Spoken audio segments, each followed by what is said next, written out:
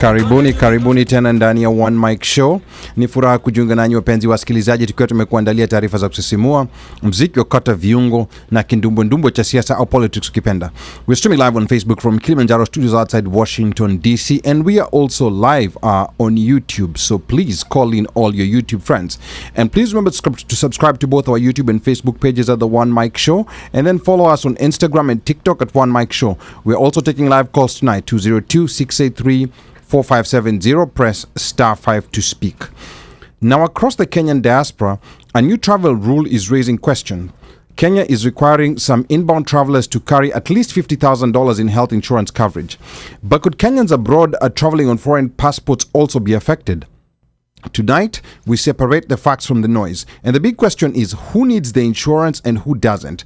And why could choosing not to renew or apply for a Kenyan passport suddenly matter? Then we return to 2027 with a discussion on what diaspora should be demanding from Kenya's political leaders, from Ruto's vision beyond 2030 and Sifuna's Linda Mwananchi. We'll also talk about the highly anticipated KNAA conference this September 17th to 19th in Baltimore, Maryland. So keep it locked and start dropping your comments below and let us know where you're tuned in from. What city, what state, what country? I can see Kaiser Soze from Canada is already tuned in and he's already asking travel insurance. Don't all employer insurances also have travel insurance? We're going to be addressing that in the episode. The number to call is 202-683-4570, press *5 to speak. Na bila kusahau, napokea mziki toka DJ wetu Machachari, mleta habari DJ Moshfire, na tunadunda kule viwanjani na Mika Ojes namba 7 mgongoni akiletea habari za michezo. Na moja kwa moja toka Kilimanjaro studios ni mimi mtangazaji na mwanahabari wako mpendwa Ali Badawi. Kwetu wananiita mteule na wengine mniite mjukuu wa Masai, because I'm Kenyan by blood, American by design, Masai by choice. Sichagui, sikagui na sibagui. Karibuni. Now, let's talk politics. Okay, so a quick announcement before we start talking politics. Now, the 2026 annual conference of the Kenyan Nurses Association of America is happening in Baltimore from September 17th through the 19th. The 3-day event is being hosted at Sheraton Baltimore North Hotel, located at 903 Dulaney Valley Road in Towson, Maryland. Details on how you can register, we're going to put them on the screen, and we're also going to place them in the comment. You can also find a link in the comments, which you're going to be posting, and the description of our YouTube and Facebook videos. There are also limited vendor and sponsorship opportunities. For inquiries, please call 848-224-1201. Again, for inquiries, call 848-224-1201 or email info@kenyannursesUSA.org. That is info@kenyannursesUSA.org. Whether you're a nurse, a healthcare professional, a sponsor, a vendor, a student, or a community stakeholder, this is one landmark event that you don't want to miss this September. Now let's get on with our conversation for tonight. Now, every year, thousands of Kenyans in the diaspora board flights to home, assuming one thing: Kenya is home, so entering Kenya should be simple. But a new mandatory health insurance requirement for non-Kenyan travelers has triggered everything from genuine concern to misinformation. Some are calling it another tax on visitors, while others say it simply protects Kenyan taxpayers from paying medical bills left behind by uninsured foreigners. But tonight, we want to ask the question most relevant to the diaspora: who exactly is considered a foreigner by the Kenyan immigration? And if you are born Kenyan but travel on an American passport, will this new directive affect you? What about your spouse or your children who are born in America? And what if you're a dual citizen who has never renewed your Kenyan passport? Could a decision that once seemed like convenience now have consequences? We'll separate the $50,000 coverage requirement from the actual cost of the insurance, examine what the regulations really say, what remains unclear, and whether this protects Kenya or creates another barrier to tourism and diaspora travel. Then we'll widen the conversation onto 2027 politics. What should diaspora Kenyans actually be demanding from politicians beyond rallies and personalities? What would Ruto's 2060 vision or Sifuna's emerging Linda Mwananchi movement tangibly mean for Kenyans in the diaspora? So without much further ado, ladies and gentlemen, I want to take this opportunity to welcome our panel tonight. We of course have DJ Omoshfire, Tukona Mika Och, and our super producer, none other than Mubelwa Bandio. And the number to call is 202-683-4570. Press star 5 to speak. Again, the number to call is 202-683-4570. Press star 5 to speak. We're going to get started right away. And DJ Omoshfire, I'm going to start with you. Before we get into this conversation, just generally speaking, DJ Omosh, ukisalimia wachangiaji, watazamaji na wasikilizaji, when you're booking that flight back to Kenya and eventually maybe heading beyond Nairobi all the way to Rusinga Island, is travel medical insurance something you actually think about? DJ Omoshfire, karibu sana. Now it seems I'll be forced to. Okay. In the past, I hadn't really thought about it, though I'd say maybe in my last 2 travels, I actually looked into it and was going to get it, then I never got it. Okay. One of our very good friends of the show is actually, I'd say, is part of the show, DB. DB is like almost get insurance. In fact, I think him is the king of insurance, the travel insurance. Like the one you go, you shop around and get for everybody. It covers you with your ticket, sickness, blah, blah, all of that. And it's maybe between $150 to $300, depending upon who covers you and how much your ticket costs, because it goes according to basically how much you pay for your ticket. So wait, $150 to $300 per trip? For that trip. Okay. Yeah, it'll cover the trip because it covers you for the trip. It's travel insurance specifically for the trip. Okay. It will help with in terms of, let's say, you don't travel when you're supposed to travel, so that in case you have to buy a new ticket, you can go back and claim from them. I don't think they'll give you the cash allotment in terms of like for the ticket itself, but I think you can go claim from them, or you probably have like an 800 number you go through to claim your ticket. If you get sick, you could, let's say you got sick, and you need to go see a doctor. Okay. Then basically they'll cover for doctors within the country where you are. So it's not like, let's say you have insurance of here, then you go out of pocket and then you come back and claim. Okay. That one, they're the ones who will direct you, okay, go to doctors XYZ because you're covered. Insurance yako yani meko cover. Yeah. Because those doctors ziko kwa hiyo network yao juu uko local. Okay. Okay, but generally speaking, it's not something that you'd been giving thought as you're traveling to Kenya. Now I am, but I hadn't. But previously, no. No, I hadn't. And we're talking about, since back to back since 2005. I think last year is probably the only year that I missed. Okay. So going. So that's quite a long time consistently going. And so I've never thought of buying insurance. And then of course, I guess also one of those things is because there's medical in there, then there's the insurance for the ticket itself. Yes. Most times I was thinking of this insurance not even necessarily for medical, but for the ticket in case something were to happen and then you don't get to travel. Like I had an experience where I went into Kenya using I think it was Emirates, and my coming out ticket was Qatar. Okay. That saved me. Okay. Because for whatever reason, while I was in Kenya, Emirates stopped flying out. Okay. They suspended flying out. Okay. So if you had an Emirates ticket, you had to wait until they decided to come back on board, or you had to go buy a new ticket. So now imagine your whole famo. But in that particular case, because I had 2 different airlines, I was covered. So I just left with Qatar. So in a case like that, where you have to purchase a new ticket, or you could not get to travel, and then maybe your ticket itself also has restrictions, which a lot of us don't realize when we are buying those tickets that sound too good to be true. They have restrictions of like how you get to change it, when you can change it. And like if you don't travel on that day and it's not the airline's fault, Shariako. But now that's a travel part, because I think also here Afro-Jamaican Kaiser Soze is saying flight travel insurance is not travel health insurance, and this is, we're going to be making this distinction.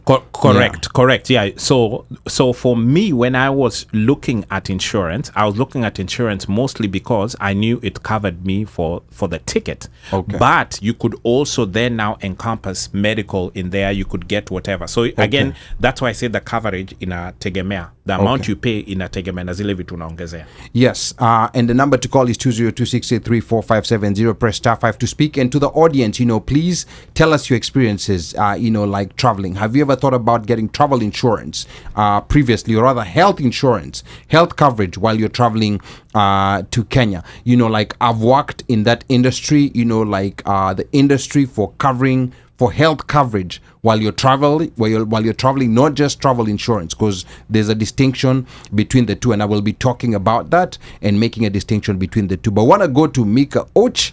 Mika Och, karibu sana. Now, Mika, when you travel back home, like whether you're traveling to Nairobi or back to Ocha, Busia, same question.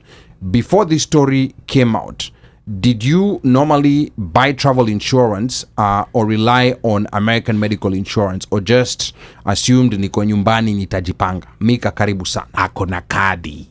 Thank you very much, Ali. And thank you to our listeners, our changiaji, and everybody else. It's another Friday.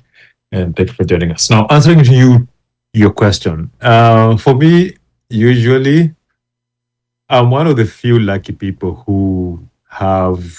whose employer does take care of us, and I have a very comprehensive coverage from my work insurance. So when I go to Kenya, I am covered close to, I'd say, 95%. Now, the thing is, there are some countries which, when I travel on my own personal travels, I have to buy my own insurance, because my work insurance will cover me up to, let's say, between 60 to 80%, depending on where I'm going. So in that point, I usually buy supplemental travel insurance, because just for the sake of, trust me, I've been sick in Jamaica and I had to spend more than 6 hours in a hospital. It was a private hospital, but I don't think anybody wants to be sick on vacation. Like, umeacha resort room, unaenda kulala kwa kitanda hospitali, na ile AC yao vile ni baridi. And their food, and they're telling you have to sleep overnight. Like for me, I told them I'm not sleeping overnight, I'm leaving, I'm going back. And I had to sign a form to say that I want to, like, I'm willing to walk out of the hospital. If anything happens, they're not responsible for that. So that was one of the cases where I was fully covered. But I'm just saying, you don't want to go to a foreign country, especially countries that tell you they need to see upfront payment before they treat you. Or if they treat you and the insurance decides to cover it, they will charge your insurance double. Okay, asante sana, Mika. Like we're talking about, like health coverage while traveling, because in the wake of the new mandate that came from Kenya, please tell us in the comments, like what your experience has been traveling. And we want to distinguish a couple of things that were a bit confusing in this directive that was gazetted, that came from the Ministry of Health in the Kenyan government. We have Mutahe here on YouTube. Mutahe, karibu sana. Mutahe says, insurance of between $100 to $200 adds another additional cost to tickets, which are already expensive. Imagine a family of 6. So very good point.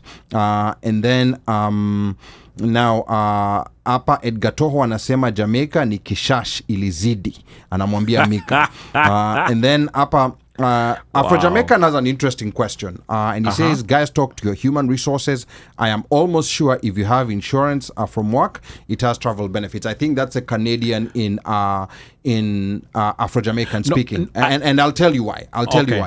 Because I understand the difference.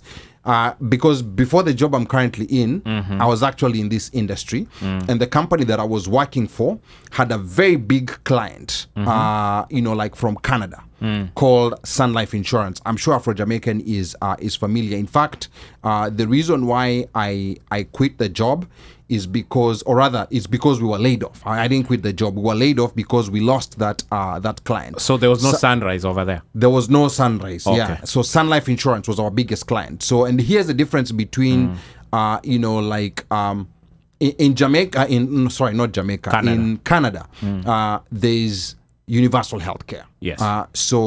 And the healthcare is administered, like at the province level, not even at the country level. Each province has its own particular program.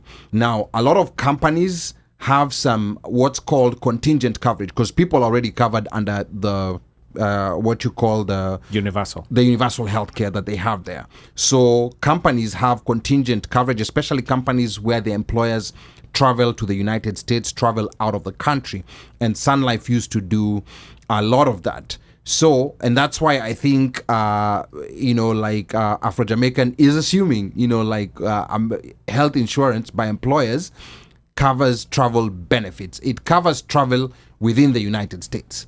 The moment you hit outside the United States, there are some that will give you some limited coverage, but for the most part, the standard ones, they do not do that. So that's the reason why, maybe a Canadian might see this differently. A lot of people in Canada, especially are they called snow bunnies or winter bunnies? Those ones who come here when it's too cold in Canada, and they live in Florida and Arizona, so they get coverage. Whenever they come to the United States, and people who live very close to the border frequently come to the U.S. They also get this kind of coverage.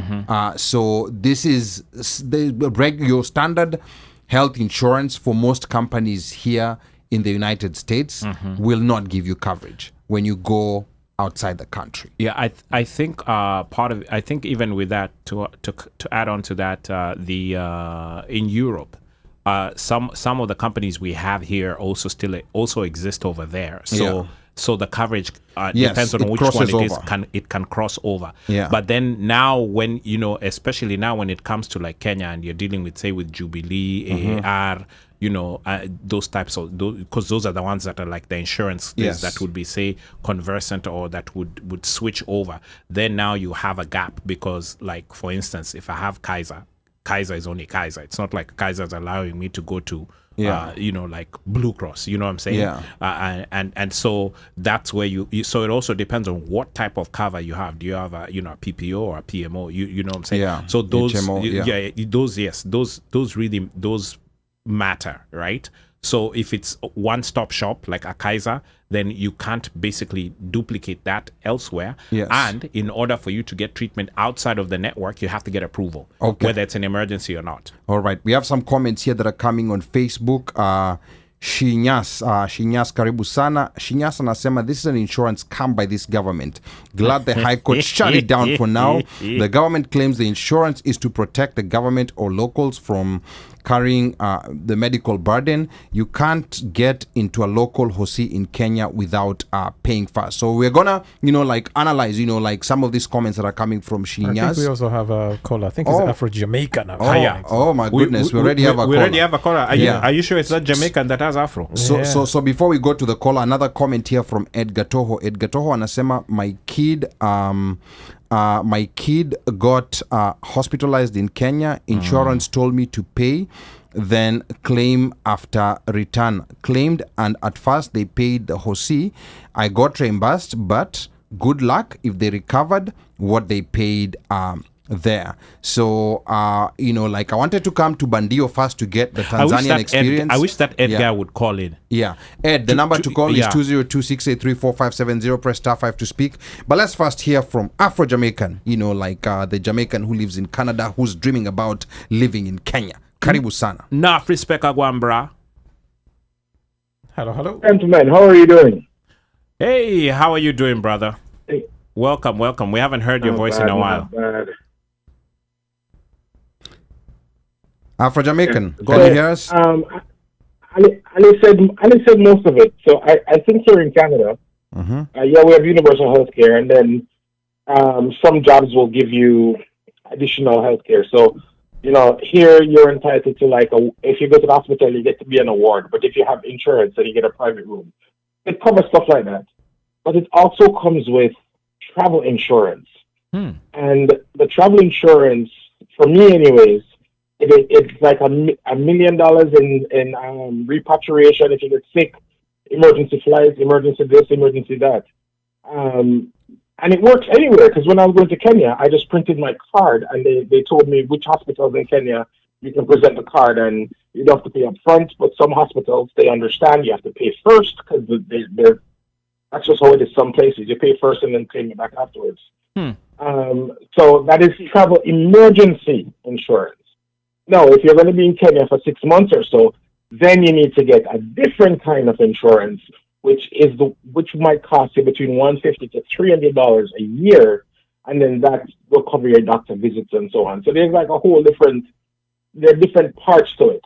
But with the Kenyan government putting this in place, I would be surprised if pretty soon there isn't going to be a couple companies in Kenya selling this, and they probably trace back to some politician. Okay, so we are gonna be, discussing all that with information that's currently publicly available, because there's a lot of mixture between what was said, misinformation. There's a lot of, and especially right now, it's a very heated political environment. So we are trying to separate the two. But now the interesting thing, Afro-Jamaican, before you go, is that because I've worked with Canadian insurance, and Canada is an interesting country. So we had reps, of course, who only spoke English, and then we had bilingual reps who spoke French. So when you receive a call from the province of Quebec, you cannot even say hi in English. It was a quality control violation. You would get in trouble for that. Very interesting language rules in Canada. So how would you tell that it was from Quebec, or it would it would tell you it would specifically tell you this is a French call. Got it. So the reps who spoke both languages could tell that I'm supposed to speak French on this call, and I'm going to be speaking English on this call. So in terms of just asking out of my curiosity, so in the queue, the call log queue, how would they know which ones to direct where, since the call log is all one? Because clients, who are calling from Quebec, yes, they have a dedicated line. It's a different line. Okay. So it's known. But back to what Afro-Jamaican was saying, it was a very happy place to work, but it was also a very sad place, because we used to reject claims. There used to be something called so a claim had to meet two conditions. It had to be emergent, and number two, medically necessary. Not even an emergency, it had to be emergent. So I don't know what the meaning of emergent was, but that's the word that was being used, and medically necessary. So if a claim did not meet those two requirements, rejected. Yes. So typically, if it's something, maybe unasikia kahoma, it's not an emergency. Like, you have a number that you can call, and will tell you whatever you're going to do will be covered or will not be covered. So up front before you go, and we'll even tell you, go to this hospital, go to that hospital. This one will require payment. This one, and there's some places where you have to pay up front and then you'll get reimbursed. So you could, but sometimes it's an emergency. Umeenda ukapiga sherehe ukafaint uko kwa bar, and then you found yourself, so that was an emergency that you didn't know about. So by the time you're getting your senses, and then you're making a call, now we are reviewing, what was covered. Okay. Emergent and medically necessary. There was a very sad case of a pregnant, a pregnant mother who were actually crossed over to the United States, and then delivered the baby and everything, happy, akatuma bill and everything. So we were looking, and then we even have doctors, who are employed, and nurses who would review, medical the chart, records. everything. Yeah. Yes, because you're required to bring all that. And then, because the pregnancy was full term, 9 months, rejected 40,000 bill. Yes. Or they rejected it because she knew. Yeah, she knew. Yes. She knew, so she shouldn't so have if gone. it was a premature birth, 6 months, it would have been covered. If it's full term. Yeah, well, Ali, she did the wrong thing. She did the wrong thing. So if you have to go to the doctor in the United States or out of province, at least for Ontario, the Ontario government is going to pay that bill. They will pay that bill. So she shouldn't have gone through Manulife or Canada Life. They're going to reject it because that's not an emergency. But if I'm traveling for some reason and I need to go to the doctor in the States, it's not life and death, but I needed to go, my health coverage, my provincial coverage here will cover that. But if I get in a car accident now, that's when my travel insurance will cover that. So some people just they don't read, and I see people buy the travel insurance from the airline, and think that's going to cover them. That's not going to cover you. That covers your flight disruption. So here's the interesting part about provincial insurance. I got to learn a lot from my former job about provincial insurance. So the provincial insurance, it does have some limited coverage while you're traveling. So the other policy you have, like Sun Life, is a contingent policy. So they will first look at what the provincial coverage covers. So whatever the provincial coverage covers, if that's fully taken care of, then this other one kicks in. Okay. They tend to have time limits too. You know, like when you're traveling, it could be 15 days, it could be 30 days, and there's some that go up to 90 days. You know, like they all have limits. So if you had coverage of 30 days, and then you're at day 31. Yes. That's another one, that claims would be rejected for. You're timed out. Even if you're 5 minutes outside, yes. you know, like it's completely not covered. And for you to get new coverage, you kind of, you know, like have to return you have to to Canada. Come back to reset the clock. Yeah, to reset the clock for you to travel. A visa run. Yeah. So it was. You do a visa run because it's really for vacation. It's not for indefinite stays or long stays. It's really to cover you when you're on a vacation, like a short trip. Yes. So that's why if you're going to stay out of the country longer than that, then you need to pay for that additional health insurance, which I am sure some friend of a friend in Kenya is going to open a company, and that's where it's going to go. We're going to be discussing that, Afro-Jamaican. Thank you so much for calling in. I mean, Afro-Jamaican can get together with these Sun Life guys and we can open something. We can try to get something. Yeah, get something moving. Yes, because they already have a model that works. So we will be talking about that. Asante sana, Afro-Jamaican. Thank you, bro. Yeah, so let me come back to studio to Mubelwa Bandio. Mubelwa Bandio has a different experience in Tanzania. Mubelwa, you know, like whenever you travel back home to Bukoba, as a Tanzanian living in America, how differently do you think about insurance when you're traveling home? Ama ni kitu ambacho umewaza, umefikiria, ama yani ni wewe ukienda nyumbani unaenda tu ni nyumbani. Anaenda kwa mganga. Na maombi. Huu ni mtu wa Dr. Nama. Sisi watu wa Mungu. Okay. Tunakuwa covered na prayers. Kina Pastor Nganga. So nafikiri most of the time when nimekuwa nikichukua ni travel.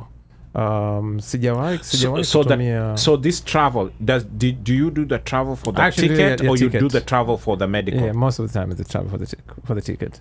Okay. Yeah. Okay. That's the experience. Even though now going through Nimeona, I think TZ mainland, they're trying to have the $44. Zanzibar already have that. That's Zanzibar is mandatory. Mainland, they're trying to introduce that, but that only covers you for 92 days. Yeah. And I think most of the visas are like 90 days, so you have those 2 days to do that. But also, there's a little catch. If you're going to, let's say, Mount Kilimanjaro, that can only cover you up to 3,000 feet, I think. Meters. Wow. Yeah, so that one but the thing is 5,000, isn't it? 5,000. Yeah, it's 5,000. So if you're planning to trek, you know, if you want to go if you want to go till the summit. Yeah, so they advise you to get something private. If you want to go to whatever Ngorongoro, you know, anything beyond. Anything risky. Where's Konye when you need him? Konye just did this. Yes. But see, they usually say mountain climbing, there's a different insurance for it, especially because of it's such an expensive thing to do that they also insure against kidnappings.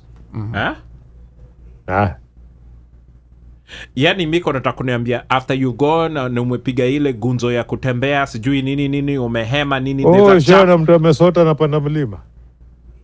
Yeah, you know, mtu amesota anapanda mlima na panda. Kwa nini wewe waga hivi? Why you like this? No, and these are important things I think to understand, especially when people are going to because it's not cheap to travel. That thing you know, not like cheap. for adventure, like mountain climbing. A lot of people don't know. It's you know, not people cheap, need to understand this. So I think that's very important.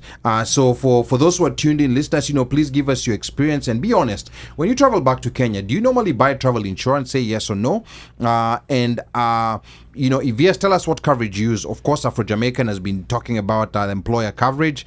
Sometimes credit cards come with certain kinds of coverage. Correct. And then there's some people who have separate travel policies. But now, quick question, Ali, yes. before you go over there. Yes. The Zanzibar coverage that you talked about. The $44. The 40, yes. It's $44, yeah. Does it also affect East Africans? So the Zanzibar coverage, I believe, yes, any non-resident. It's any non-resident. Non-resident. Oh, so them Yes. they're not. They don't care.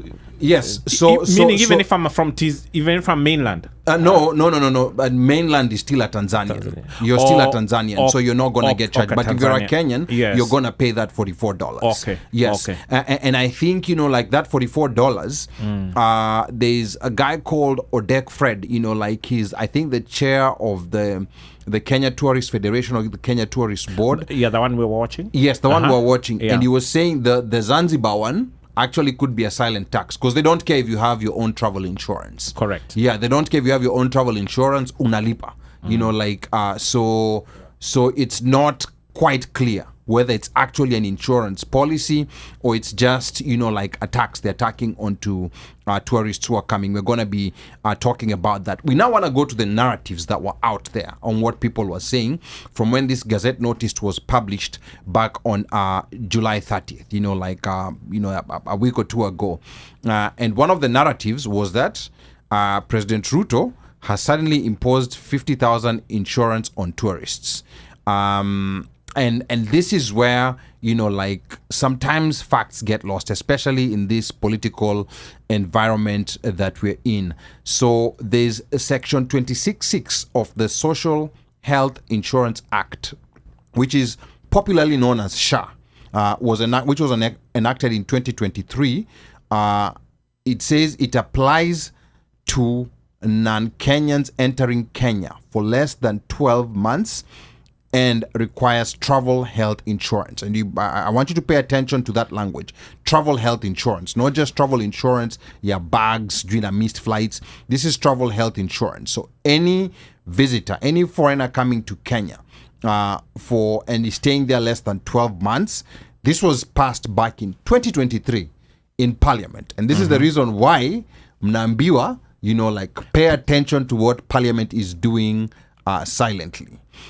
So the first narrative that we can debunk here is that somebody woke up last week and invented travel insurance.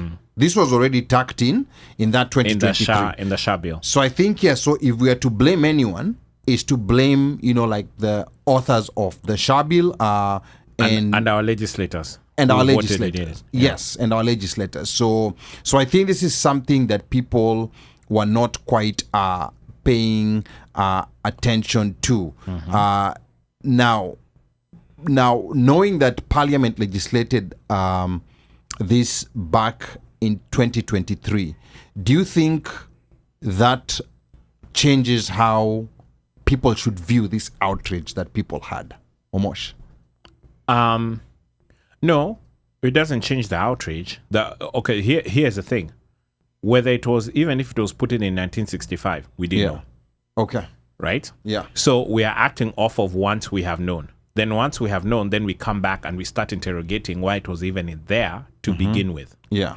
And when you come back now to start interrogating, 1 + 1 is not equals to 2.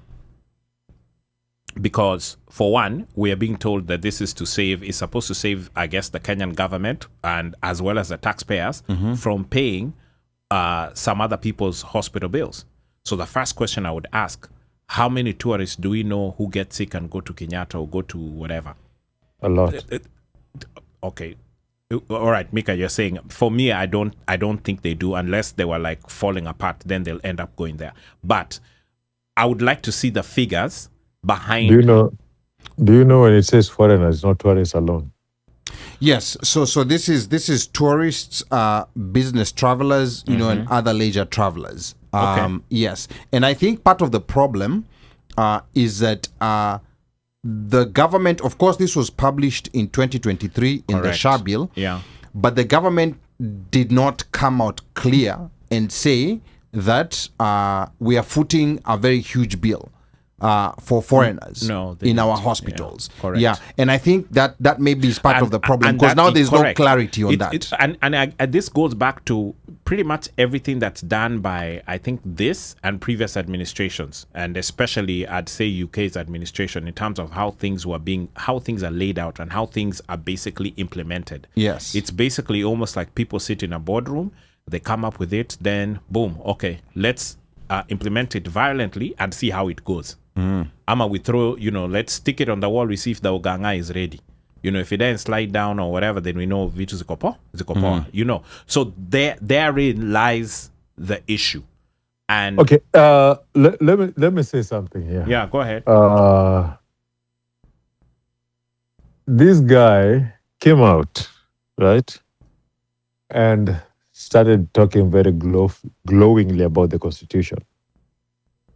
And remember, Linda Mwananchi campaign has always been about the Constitution, right?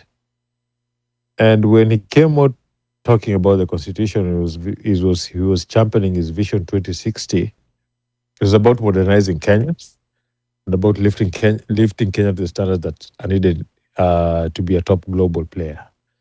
Now, the thing is that he didn't like this Constitution, but if you've noticed, gazettes and everything that are coming out right now are based from the Constitution.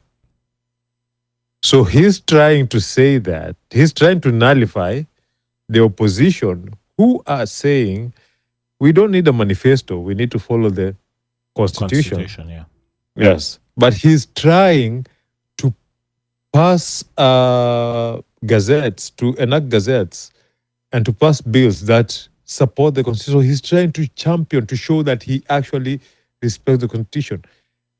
This is a political thing in terms of this is all political right now. If you notice, a lot of things that are happening in that country that seem to be progressive were already in that constitution that he never supported. He never supported. And ever since he was president, he's been defying with impunity. So all of a sudden now, we are doing things that are in the Constitution. That is how people are supposed to look at it. Now, the reason why Kenyans don't know about this thing is because we don't like politics. We like politicking. We like politicians talking and abusing each other. We don't like to look at the politics that take care of ourselves. This Constitution has been there since how long?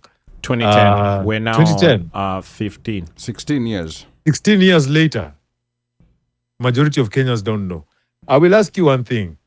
How many of you remember that today is the commemoration of the bomb blast that happened in the U.S. Embassy? Oh, and I did introduce the show with that. Yes. Yes.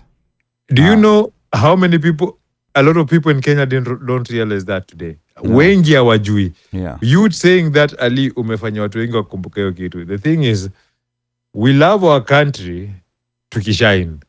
We don't love our country enough to learn it and protect it. So, Mika, maybe is part of our problem that we thrive on drama. Like when a number is thrown, like $50,000, like that number, $50,000. Unfortunately, the media was also throwing it around a lot. And for some people who are seeing it on WhatsApp, they're seeing that number. They're not realizing that that's coverage. That's not the premium.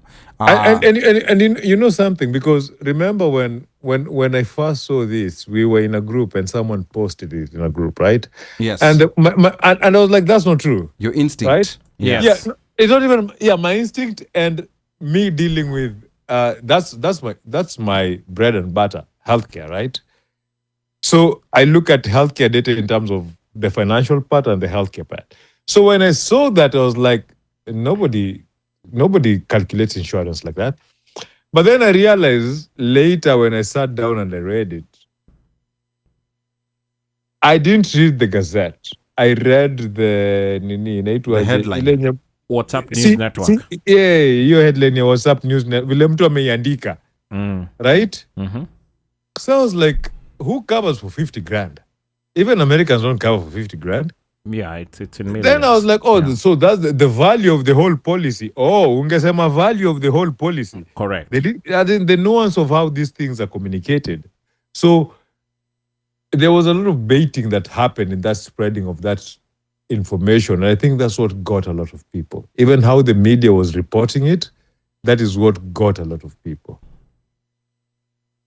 So let me ask this question to you, Omosh. When you first saw $50,000, you know, like just go to your natural state. When you first saw it, what did you think it meant before you went back, verified and checked? What did you think it meant? I mean, for me, it was just, you know, the cover, right? Yeah. But me, I just saw the travel insurance and I'm like, dang, that means that's extra money that I have to pay.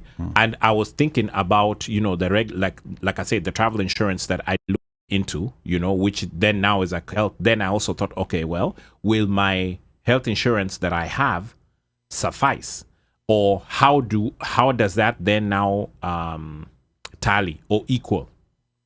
And will we even be given a chance to present it?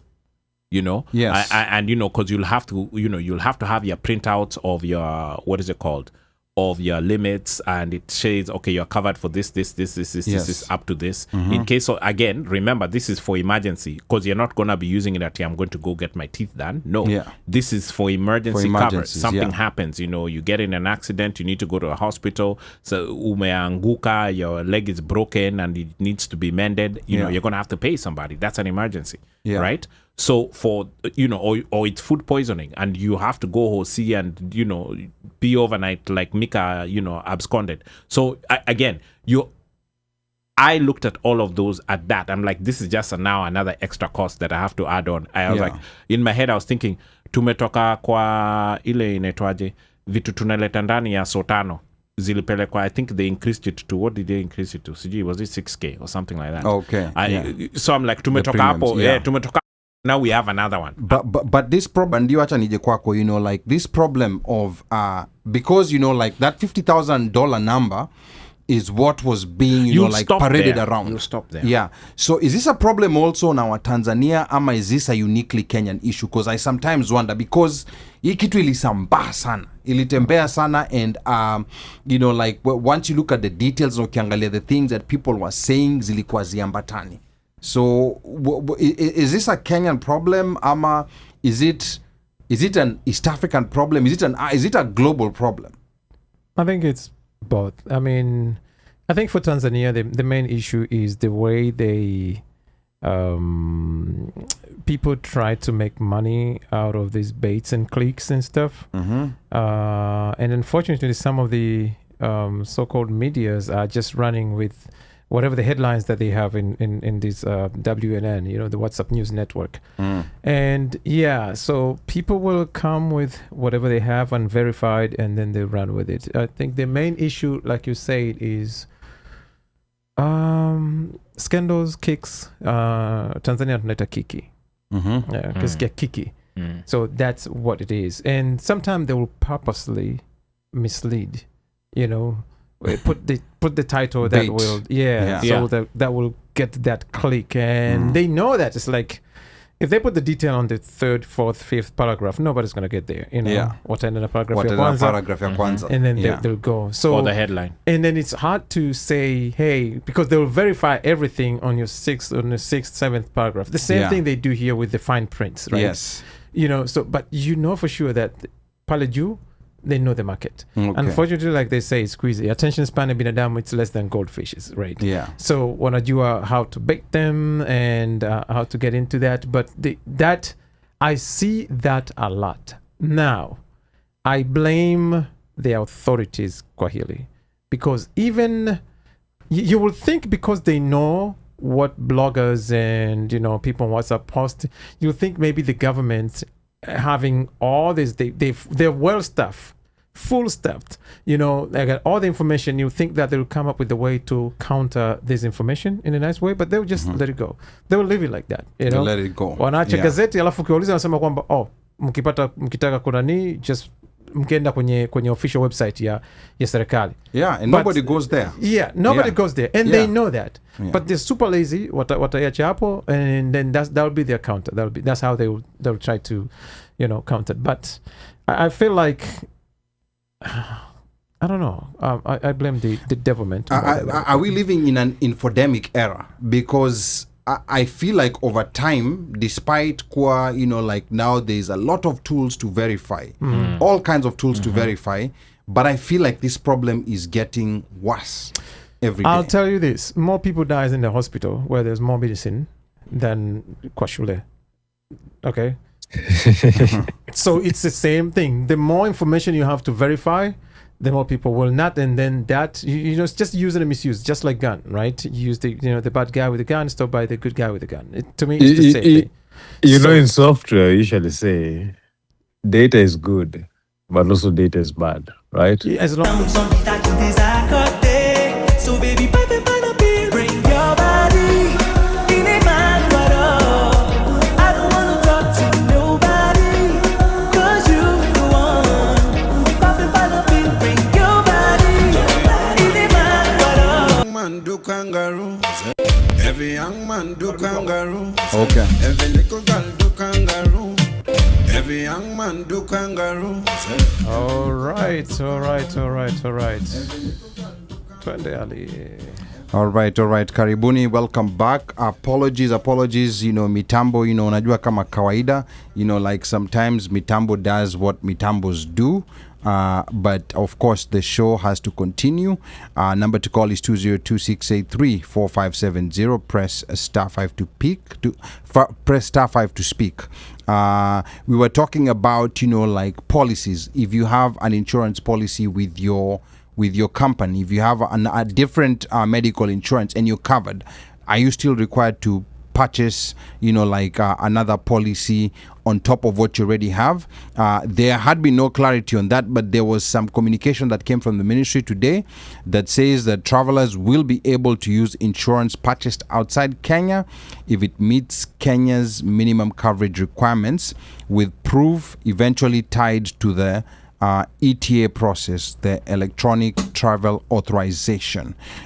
So yeah, we of course here talking about the coverage, the insurance coverage requirements that came from the government, that people were complaining about. There was a lot of misinformation about, and this was passed actually back in 2023. We're also discussing why it is that generally people, even fairly informed people, do not know this. We've talked about SHA so many times. This is a part that did not either capture the attention of most people, or people just ignored it because it was something to do with foreign travelers. Now, the question that Mika had asked earlier, in the show, or rather I think it was you or Moshu asked the question, and you had a back and forth with Mika, is how big is this problem? To the point where, required now insurance has to be required. How big is the problem of foreigners who are coming to Kenya getting treatment at the cost of the Kenyan taxpayer? We've gone to Kenyan hospitals and we already know that you will not get treatment unless there's money on the table. Unless you remove money and it's a deposit normally of at least, I would say, probably between 50 to 100K. I guess depends on which hospital you go to. Yes. So you will not get any treatment unless there's money on the table. So that's why that begs the question: is how big is this problem? And the treatment stops where your money stops. Yes, and people die. We've seen people die because of lack of money, who are there for emergent situations. So Mika was countering that point. I don't know that Mika is still... Mika had said that, because I was asking tourists, and he said it's not only tourists, it's basically foreigners, right? Yes. And I think this stipulation, again, is for foreigners, people who are staying, I would say, less than 12 months. You're coming for a short duration. The locals, I think, would be different, but then Mika can maybe he again, in my experience, it hasn't been, but he may have a different experience. The thing is this: go ahead. When you when you are mentioning tourists, right? Correct. A lot of tourists, most of the time, it's short term, pay cash, leave, Yes. right? Yes. But we have a lot of people who travel into Kenya because of business. Uh-huh. And that's the majority of people traveling to that country. And Then we have just the majority of people who come in, like our business went like kuka for a while. People are meaning. At some point, your resources are exhausted. Biashara imekataa. Umekuwa mgonjwa. Kuna as much as vile hosita kushikilia. And especially on a foreigner, where it becomes a diplomatic issue, atachiliwa ende. So generally, you know, like generally just how we know Kenyan hospitals, you're not getting treatment without money. like I said, So- maybe Mika knows something. So he so doesn't. and that's what we're trying to find out. So do foreigners get different they treatment? might get better treatment No. because the expectation is that they'll pay or they can Okay. afford to pay. Okay. Ama mtu alianza kulipa alafu ikaishiwa katikati. The same way Kenyan people go to hospital, mnaanza kulipa, mnaanziwa treatment, alafu mnaambiwa pesa inaishia katikati. Correct. Mnaanza Okay. kuchanga. Okay. But now I think it would be prudent, you know, like for the government to communicate to the people, you know, like these are the numbers that, you know, like taxpayers are footing because of this problem, because it's not clear whether we are solving, you know, like an actual problem that's there, or if we are creating an existent problem and then providing a solution for it. There's no clarity. The government hasn't. We have nothing that we can touch and feel and see. Yes. Right. So Yeah. I think, and based upon these guys, it's like you have to question everything they do. Because the question that I would ask is, how many foreign visitors arrive in Kenya uninsured? And of course, when we talk of foreign visitors, we should not be blind to the fact that the people visiting Kenya are not only tourists. There are so many other Correct. foreigners who are visiting Correct. Kenya Correct. for other reasons. Correct. How many require? And I see where Mika is coming from. Actually, now when I actually think about it, Yes. there's a lot of foreigners. Yes, there's a lot of foreigners. Because just think of wale watu wa, I would say wash, but wale watu wa gold. Watu wa gold, Wale you know, watu wa sijui nini. Yani wale wamekuja for greener pastures. yes, there's a lot of Nigerians who are looking for greener Wako pastures. wengi. And they're normally people swept. from South Sudan. Others hivyo. They're normally swept Kumbuka, every so many oftentimes. Yeah. Go ahead, Mika. remember Kenya is the startup capital of Africa. Correct. Yeah. Correct. It We is, have yeah. a lot of foreigners in Kenya who go to open startups in the name of they're opening it in Kenya. It's a Kenyan startup. But it's not a Kenyan startup. Inatu mtu mmoja Mkenya but ni foreigners wengi. Yeah. And startup business mnajua vile hiyo kuwa. There's money, there's no money sometimes. Before you get seed money or you get any money, you struggle. Now, but the question is, you know, like hata watu wamekuja to open startups. You know, because I'm imagining, you know, like if you've come to open a startup, I'm imagining you're someone who should be having some kind of medical cover. Ali wacha nikwambie. That's what Mika is saying, that watu vile wamekuja na ama vile waliingia. Yeah. They had a chap, then the chap pulled out. Ali wacha nikushow kama mtu ameanzisha biashara from scratch. Yeah. Ukianza unakuanga na pesa na vision na kila kitu. Katikati utaluzu moja, vision, pesa ama kila kitu. But you could lose all. Yeah. And you know, I was also looking because idea startup, you know, like it was new to Kenya, but now it's a couple of years since it started. But the success rate has not been that good. In fact, this year, startup money, you know, like has dried up. Kenya was number 1. Now to may drop to number 3. We are now behind. Hiyo naweza kuambia kwa nini li happen. Yes, to may drop behind Nigeria. We're now behind Nigeria and behind Egypt. Egypt Yeah, came because- at Peter. Yeah, because of karibu ni curse on radio. Because of the taxes and laws that are being introduced by this government, they are investor unfriendly. Well, we're now trying to find out, because 2021, I think was our highest year. You know, like in terms of startup money. But anyway, let's not get distracted. But then I think there are these ventures that on paper look very flashy. Correct. But the reality on the ground is different. And then when your money is running out and you're in a foreign country, the last thing you're thinking about is medical insurance. It runs exit strategy out. Yeah. In fact, or any type of insurance cover. Actually, that's the number one thing that even people who are regularly in business drop. Yes. Hata watu wa matri, watu wa nini. Insurance is number one to drop. It is dropped within 6.8 seconds. Yes. Because it's not something that you're lacking. It's not something. In your head, you are saying, I can do without. Yeah. Until you don't see the tangible gain. Until something happens. Yeah, I want it tangible gain yake until ugonge mtu. Ugonge pole. Now, but the thing is, the government maybe should have given information that this is how much unpaid foreign visitor medical debt Kenya incurs annually. I think the issue is not even the information. I think the issue is how, other gazettes, they're loud. So police were ili sneak in. Yeah, ilipitishwa kichochoroni. And hiyo ndio kitu wa Kenya walichukia. Mbona iliingia kisiri? Yeah. In the dead of night, but sleuths were able to pull it out. Alafu gazeti mingi zikisainiwa ni Ruto sign, ili sainiwa na Duale na watu wanachukia Duale. Now, I think for this particular one, yes, kuna hiyo watu wanachukia Duale. For this particular one, it's actually the health minister who was required to sign it, and that's the reason why ilikuwa kwa sign na Duale. Unajua nini? Ingeridiwa pamoja na gazeti zingine zote zenye zinasomwa za presidential. Right? Yeah. If it would have been given the fanfare, it would have been announced.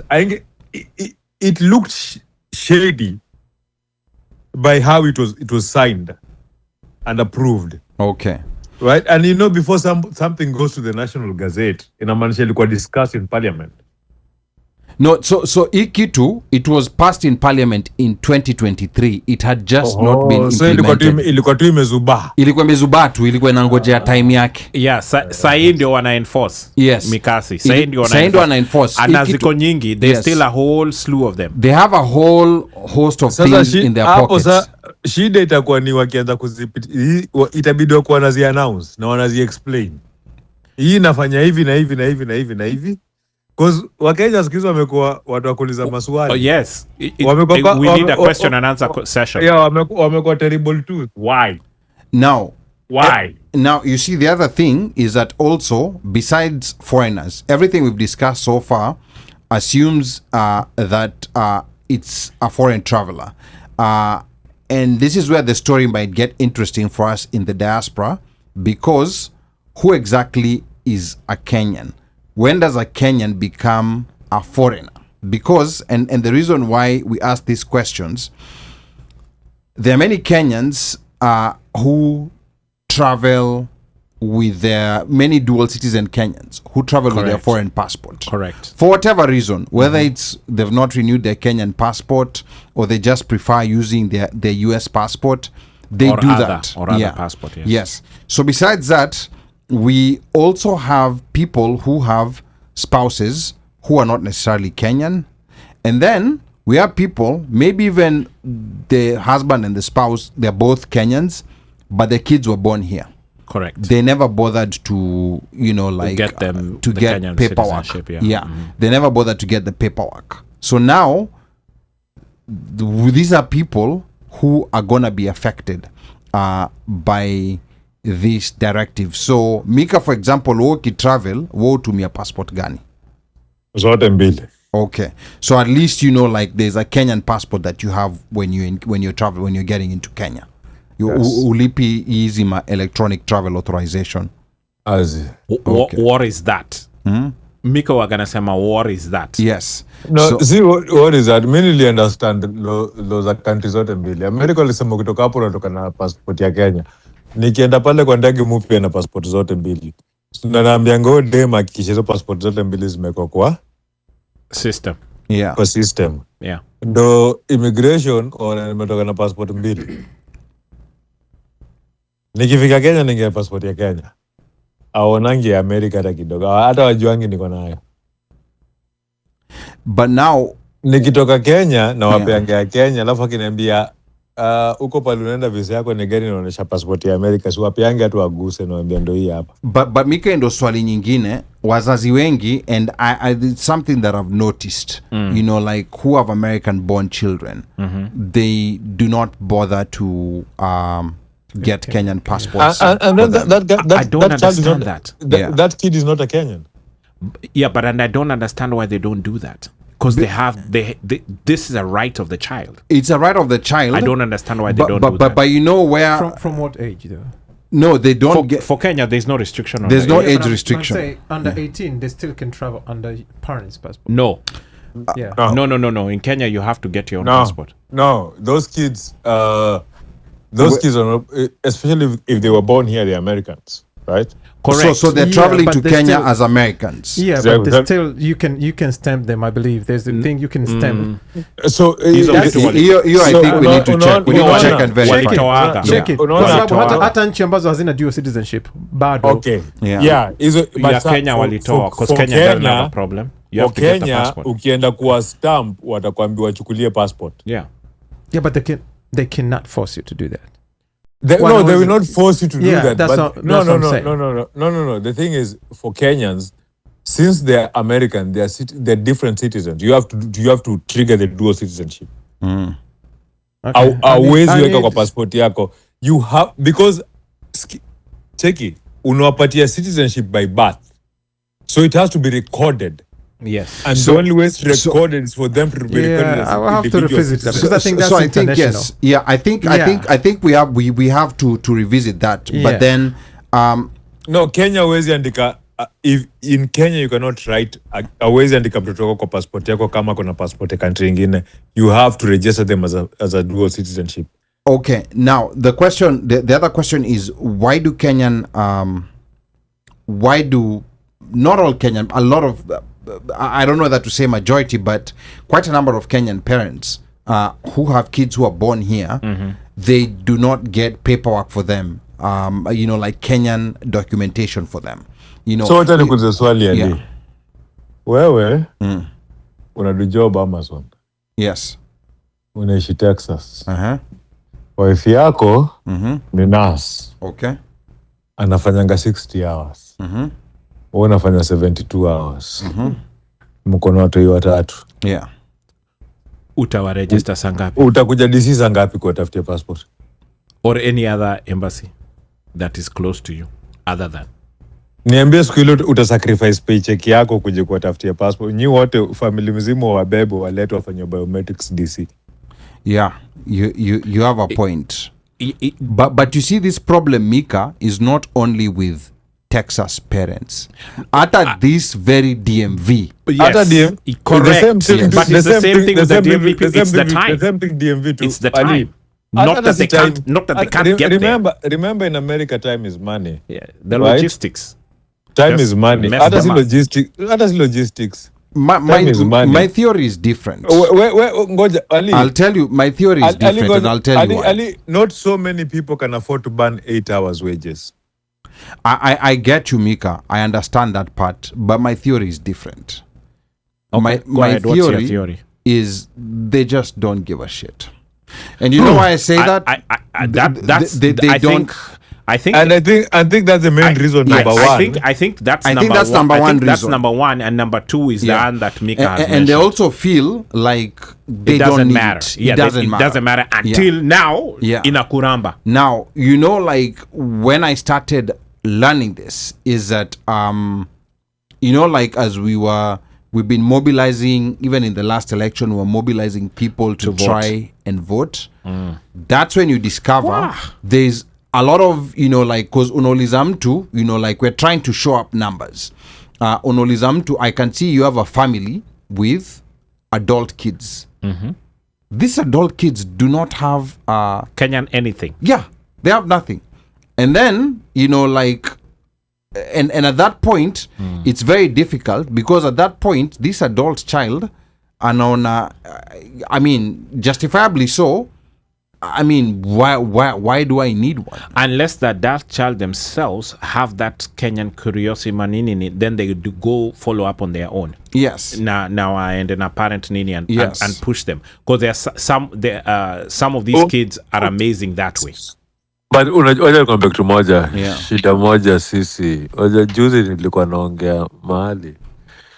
Kuna millennial mdogo aliniambia millennials are the most useless generation ever. Like hatuku invent kitu. Tulikuja tu na standards za ajabu. Tukajifanya sisi ndo tunataka, like we want to run from tradition, tujifanya we are modern, and then tukachukua like alisema kuna kitu ya maana millennials wamefanya. And then I looked at it and I realized Kenyan parents in America don't even speak to their kids in Swahili. No, they don't. Ama Kikuyu, ama Kijaluo, ama Kiluya, ama nini. It's very few.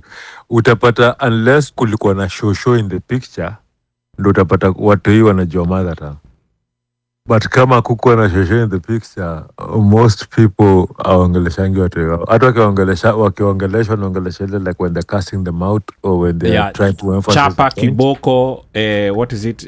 Who was it who was here on the show who was telling us about so, Mwiko. Tell me how that kid is going to grow an interest in Kenya.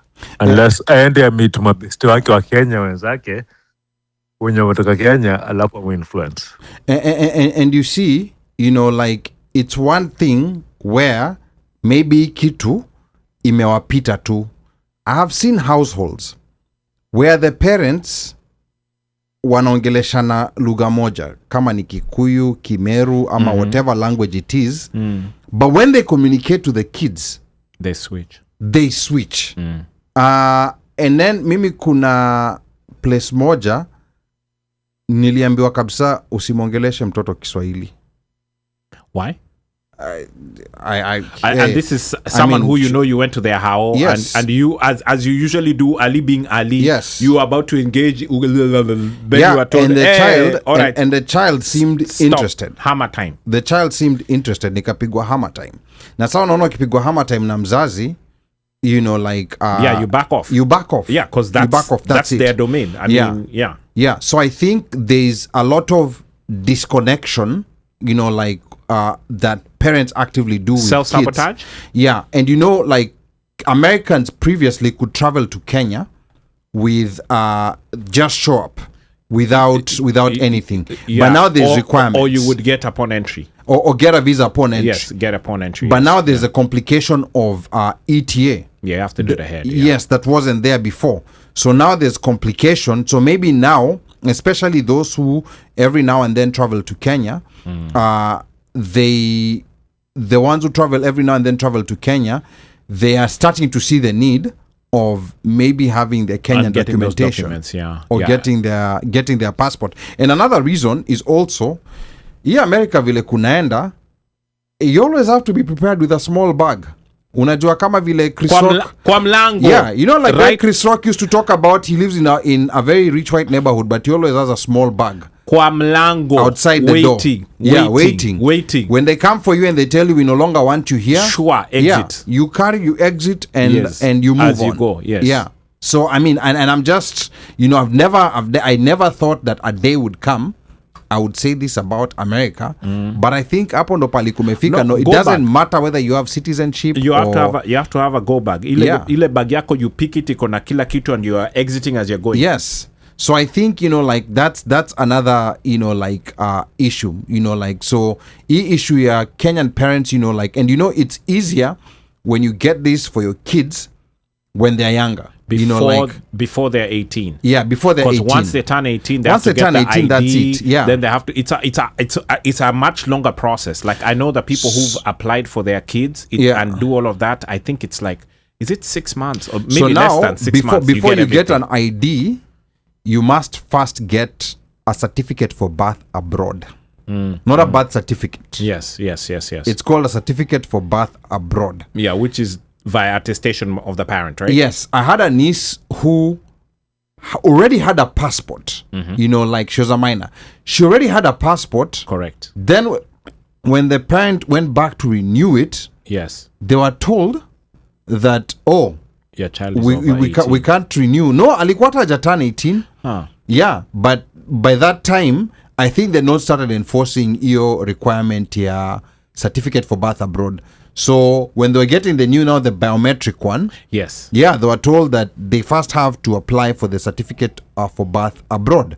And then I think the other hassle that's there is that if you became a US citizen or a foreign citizen before the promulgation of the Constitution in 2010, yes, then you have to what's called reapply, yeah, to regain your citizenship. Register. Yeah. You have to not I don't register. know. I don't know. So there's two differences. Yes. Mtu wa kuregister, reapply. Mtu wa kuregister ni mtu alipata citizenship yake after the promulgation. So if you're citizen, you got your citizenship after the promulgation, you're required to register as a dual citizen. Are you guys registered or not? Oh, okay. So you register as a dual citizen, or you, what was it? You reapply. So if you're before 2010, reapply. Na hiyo ndo kitu ilimfanya Miguna akawa nini, got to that I'm not boarding situation. Yeah. So that's what happened to him, like they just pulled that card, like that you took Canadian citizenship, like before August 2010. So you ceased being a Kenyan. And I think that's the hassle that people don't want to go through, because it's a long process. It's okay. They will be hustling now with their kids as they are younger. Yeah. Because choice itakuwa hiyo thatable plus G nini plus G nini and others. Yeah. Itabidi wati. So there's that, and then there's also the cost. This is another area the government figured out that they can make so much money. It moved from being free to now I think it's more than $230, I think, to apply to regain, to apply for dual citizenship. Yeah. And also the other thing as well is, something people take for granted, even just entering National Park. Yeah. With a non-Kenyan ID. Yes. Or non-Kenyan document. Yes, you will be paying more. Vitu unalipa. Yeah. Let me tell you, where were we? Diani. One of those islands, I think we're going for one of those dolphin things. Yeah. Nini. And that for that place, now unajua watu wanakusanywa, you come with your group. Yeah. Unaenda kwa kuna msee wa wildlife, anacheki ma ID, anacheki ma passports, sijui nini, then kuliza, okay, who is American here? Mazema passports zinatoka hapo, you give, hata ule mtu si nini unapeana. But that's when you realize the difference between paying, what is it, I think like $70 for something, whereas you're paying like 10 bucks or 15 as a local. Yeah. And you're like, this is a lot if we are 6 of us. It's a lot of money. It's a lot of money. Yeah. It's a lot of money. Yeah. So it becomes very important, especially if you're a frequent traveler to Kenya. Now, I want to turn to Mubelwa because Tanzanians... Kwa hiyo story ya umeongeza bei ya hoteli pia. Bei hoteli pia ni tofauti ya I never thought about it. Yes, Mika is right. Yes. So there's a lot of things that utaend up kulipa more. Like in a country like Tanzania, even crossing a ferry, hata bei ile kuvuka ferry, you pay more if you're a foreigner. But doesn't in most cases having the East African passport? No, that doesn't matter. In most cases, amongst us here, having it would help, especially if unatoka unaenda UG unafanya nini, because maybe you don't have the ID but you have the passport. It would help if you're traveling with your family. Not in Tanzania. No. If I'm crossing the border by I hear what you're saying. Yeah. But I'm saying even if I go to TZ and I have my Kenyan passport, that's good enough for me to enter and do whatever I need to do and come back. But you only prove that you can enter, right? Entering you can enter. But otherwise, then I would still have to get a visa as an American. No, that's or am right. I wrong? Yeah, no, that's right. You can enter. So the movement is no problem. Correct. But now the problem is vitu kama services. Services like using the ferry. Hakuna rate East African. There's a Tanzanian rate and a non-Tanzanian rate. Yeah, you will pay more money if you're not Tanzanian. And now that they're checking, like for identification, we used to slide before. But now they have NIDA. And honestly, I never traveled since they introduced the NIDA thing. I remember the last time I did NIDA. National Identity. Oh, okay. Yeah, Tanzania never used to have ID national cards. identity. Walikuwa gawana kitambulisho. Hiyo ilikuwa ni kitu ya Kenya. When was it introduced? I don't remember, but Magufuli time? no, I think it's before that.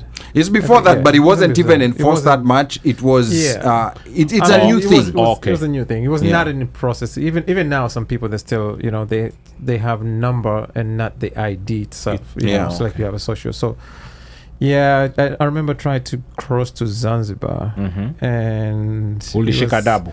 yeah, I was the last person into the ferry actually, because it was so expensive. One. How much was and it? I don't remember how many dollars. I mean, it's just ridiculously high. No, it's expensive. Like you maybe yeah. possibly you paid $50.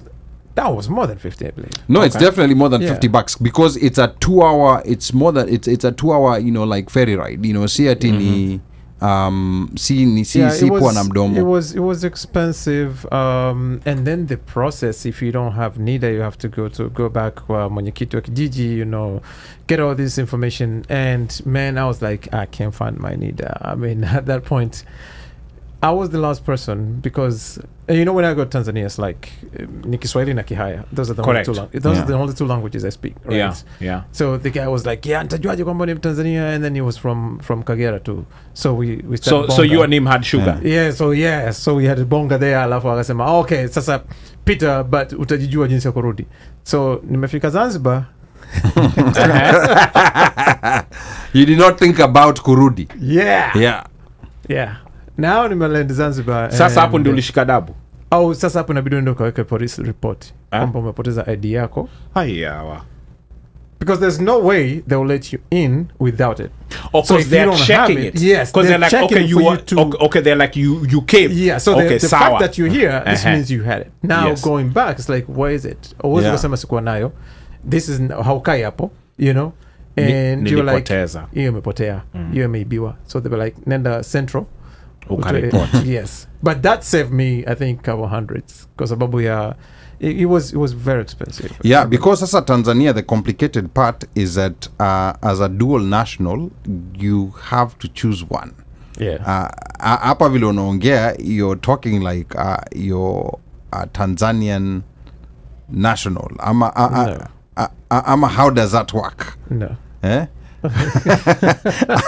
ama hiyo hapo hiyo tutazimiwa. You're asking too many questions. Okay, I'm asking too many questions. No, okay. sijawahi kuclaim because I'm not sina uraia wa nchi mbili. I know some people here they do. Okay. Okay. Now when na wale watu ambao wana uraia wa nchi mbili, like so legally not. Legally they not. have it, but they're not supposed to have it. Yeah. So is it like a don't ask, don't tell? Yes. Yeah. Well, you figure out. Kuna watu ambao wana uraia wa Marekani na najua kwamba wana NIDA. Yeah. Okay. You're not like legally you shouldn't. Yeah. Yes. Ni ile ya chini ya meza ile. Yes. Tanzania alisema Professor J kwamba you find somebody with a laptop hata muhuri wa Ikulu utapata. Yeah. So hao wanakutengenezea kama walikuwa kipasa walikuwa wanatengeneza hapa social na kule wapo. But in reality is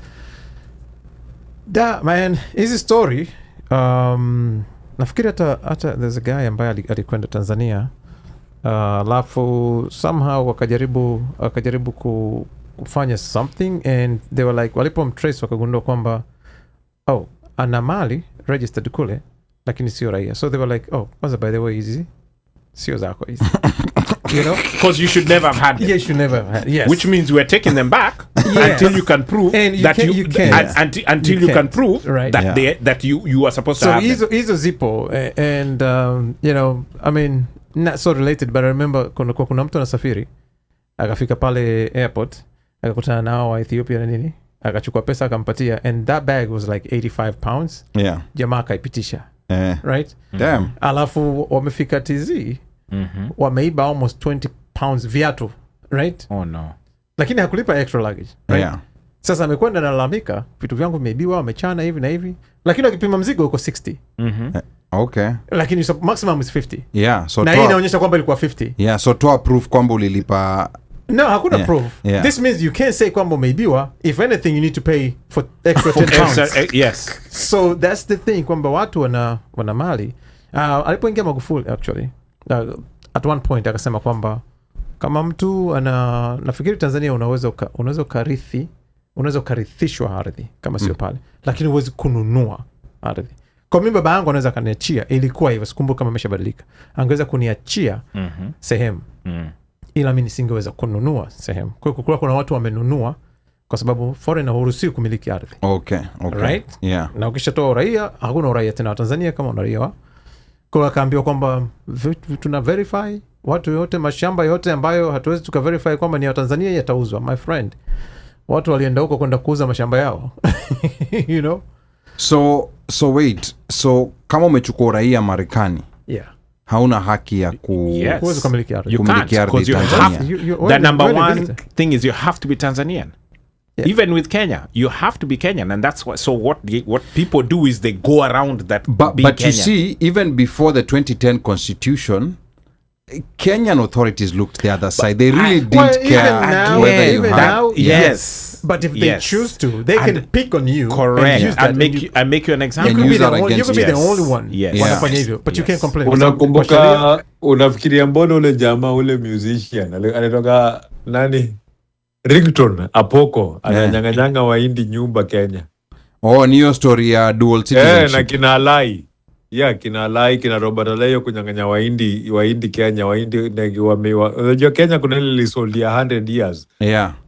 So hao Wahindi wako na hizo land, it's way past 100 years because watu wao walikuja kujenga reli. So kina Alai wako na hiyo database, wanajua ni gani ime-expire. You have a guy. Na watu wakanjo. You have a guy. Cartels sasa Kenya. That's why kina Apoko ufanya hivyo. Like it's awezi on land at the outright kama tu vile Mkenya. You can lease it. Yes, how Wahindi wali lease, but so lease nafaa kurenew and nobody is renewing them right now. And so that's how it's lease, easily for them. Okay. All right. Now let's go now to Zanzibar, because Zanzibar has actually implemented, this policy. So officially, Zanzibar requires foreign visitors to purchase the local Zanzibar Insurance Corporation policy. So you cannot buy your Allianz or, like any other. You have to buy it from them. It's $44, valid for up to 92 days. Even travelers who already have coverage have to buy this policy. And this is why, like Fred Odek was saying, this is just a silent tax. So it's not a health, it's a travel, or it's both. It is that is what is not quite clear. And I think that's something that we can check, because it doesn't matter whether you have insurance. But the thing is this. Yeah. How does the insurance industry work? In the hope that people pay policy, they go invest that policy, and a few people file for claims, right? Correct. Yeah. Yes. So it's the same thing. You buy a policy, you won't fall sick, you won't file a claim, you'll go back home, the money stays in Kenya. What I don't know is if you actually fall sick in Zanzibar, if this policy will pay your medical bill. And that's what's not clear. It's supposed to. It's supposed to. I hope it does. Because it's usually inakwanga imeshawekwa kwa nini ukibuku inakwanga imekuwa ndani kabisa. So I don't know, you know the funny thing is this. Do you know that most people apply for Schengen visas and they pay the visa fee and they don't know that insurance has been included in that visa fee? Yes, so a lot of people don't know, but kama Schengen, that's how they enforce it. Iko ndani ya insurance. So if something happens to you, you'll be taken care of. So if $44, and then Tanzania also wants to implement their own version, like they already have, I think, the laws and but they've not, gone towards put it into implementation. Yeah. But Tanzania, so it's not, Kenya is not the only place that has been doing this or thinking of this. But I think for Zanzibar, it's so easy to implement. Kwanza, when it comes to health, Zanzibar kumbali sana. The difference is clear between Zanzibar and mainland. Kuna walisha eliminate malaria a long time ago. Interesting. Ilikuwa inaua. I mean, I was interviewing waziri wa afya, I think it was 2005. Walikuwa wanasema walikuwa na zero kipindi kile. So kuna baadhi ya vitu Zanzibar wana run peke yao kama health na vitu vingine. Yes, because nakumbuka hata time ya COVID mainland ilikuwa ni shughuli ni tofauti kabisa. Yeah, tofauti kabisa. So ukichukulia Zanzibar is like what? Ni island, yes. Lakini unaona ni kama heritage area hivi. Kwa hiyo some of the rules and regulation, ndio maana kule kuna vitu vingi haviko bar, right?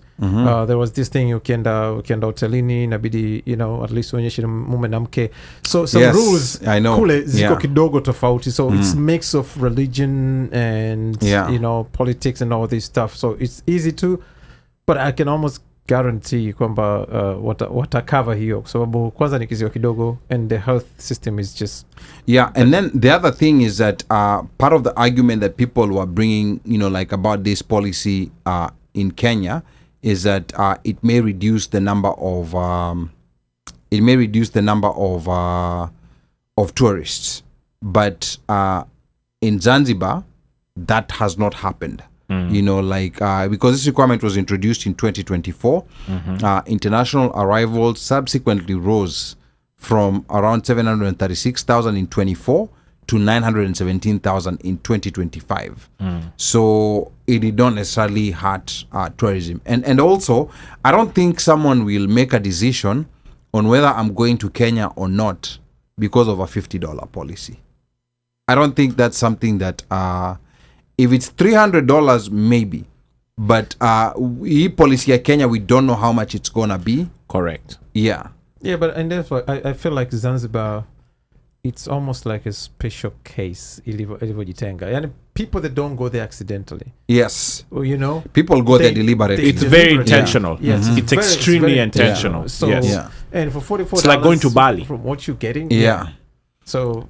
Yeah, and it's also a very expensive tourist destination. So the tourists who are going there, si walala hoi. No, ushajipanga. And like for a lot of us, it's like when you go out of town and you run into that $25 burger. Yeah. At that point, you're out of town. Sema, kaende. But when we are over here local, you see that 25, you'll be like, "Aye, boss." Yeah.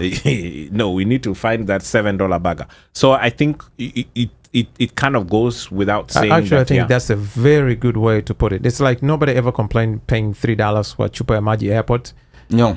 No, because even though it's part of travel. It's part of travel. Ni katu umejipanga na if I'm going to buy water, kunywa kabla kunywa kabla hujapita security or if you I go deal there. with it at $4. Yes. Yeah. So I feel like Zanzibar is the same. Yeah. So I think lakini unajua shida ni insurance ya 100 ni expensive. To who? Well, if you're a family of 6, it can become expensive. Okay. So it depends also on how many you are. If you are an individual person and you're planning, but then if so these things also, they also matter because for you find also for a lot of people with their families, they are also intentional about when they go, but they really have to plan for it. They really have to plan for it. Yeah, true. Tafutia watoto passport ya Kenya. Correct. Yes. And then this goes back to the very same thing that we're saying, okay, ule mtu amekaa hapa nini ule anachukua 8 hours off or this and that, but now they're going to have to be extremely intentional in getting their kids these things because it will make their pockets feel lighter. Excuse me. But then also, if your insurance doesn't cover you in Kenya, leave at your insurance. Yeah. So I think tonight's biggest lesson is for the diaspora is bigger than this insurance. If you're Kenyan and you've acquired US citizenship, understand your Kenyan citizenship status and document it. If your Kenyan passport is expired, ask yourself why. Go renew it. And expire it. Yeah. If your children were born here and one of you is a Kenyan parent, get those passports for them. If your spouse is not Kenyan, take the sacrifice. Yeah. Also understand that the rules may be different. So get the person citizenship. If your spouse, so if you marry, an American here. Yeah, you can get them citizenship. Do you have to be a resident, to... Kenya unaweza patia mtu citizenship? Yes. Yes, you can. Yes, you can. As long as one of you is. As long as one of you is a Kenyan, the other person can get. What I don't know is if and there's no difference between male or female. Yeah, there's no, with the new constitution, there's no difference between male or female. Mkenya kupatia mapema kwa Mkenya. Yes. Unajua wa Nigeria ngapi wanataka hiyo paper ya Kenya? By the way, hiyo paper ya Kenya is very highly valuable. Ni si ndo tunaidharau. Yeah, it's very highly valuable. Yeah. It's very highly valuable. DRC, Nini, I mean, there's a lot, and then also there's a lot of what was Sudan. There's a lot of them who go back and forth. Yeah, then they go back. Kama the Somali register cabinet, the cars to return their Kenyan passports. The Somali ministers. Correct. Yeah, who had it. Rigadhiwa huko. Deputy President wao. Yes, because also a Kenyan passport is easier to travel with. Imagine having a Nigerian passport. Na si kwa ubaya, but imagine having a Nigerian passport or passport ya South Sudan. It's very complicated. Yeah, it's very complicated. Like with Kenya, of course, like you need to get the visas and everything. But yeah, so like my biggest advice to everyone, like if you have your family here, just start the process. Hata kama mnafanya double shift 72 hours a week each of you, figure out it's well worth it. And again, remember, this is you are going to do this once every 10 years. The issue is when you have to do it, when you have only 2 weeks to go. Don't try. And in fact, those of my friends who know that I live in the DC area, don't call me on your visa issues. Do you know a guy? Anza mapema. Tumechoka. We are tired of going on your behalf.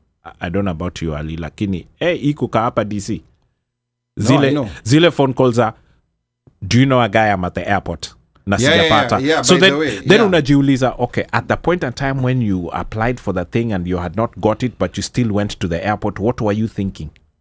No, and you see the thing is, unaambia mtu apply passport, and anakata. But now I think I want us to shift to something else, because I think we've beaten down your topic, insurance sana. I want us to come to, like 2027. 2027 is approaching. It's approaching fast. And we have been talking about diaspora priorities.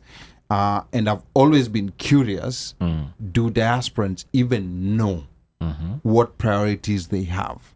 Like, hata kama ni politicians wanakuja, wanauliza issues zenyu ni nini? Like, do diasporans really know? Or do we just go by the wind, like voter registration? Okay, so tell me about voter registration, Mika.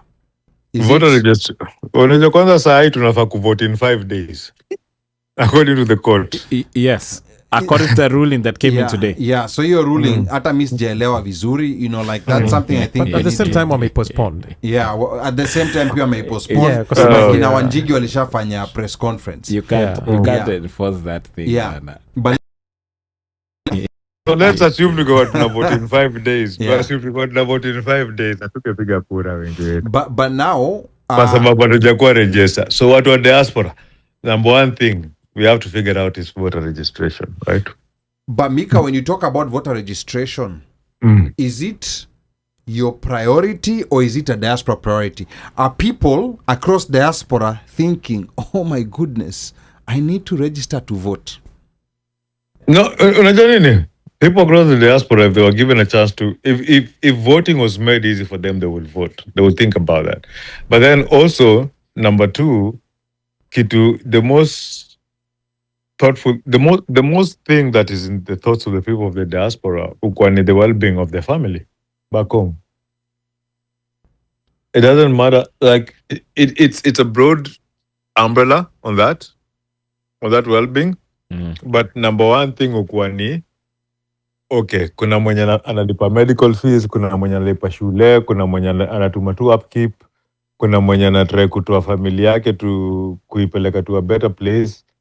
So the well-being covers a lot of it, but it's usually family, which goes to remittance ya kutuma do home, na cost of living ya home, na quality of life ya home ya kila mtu.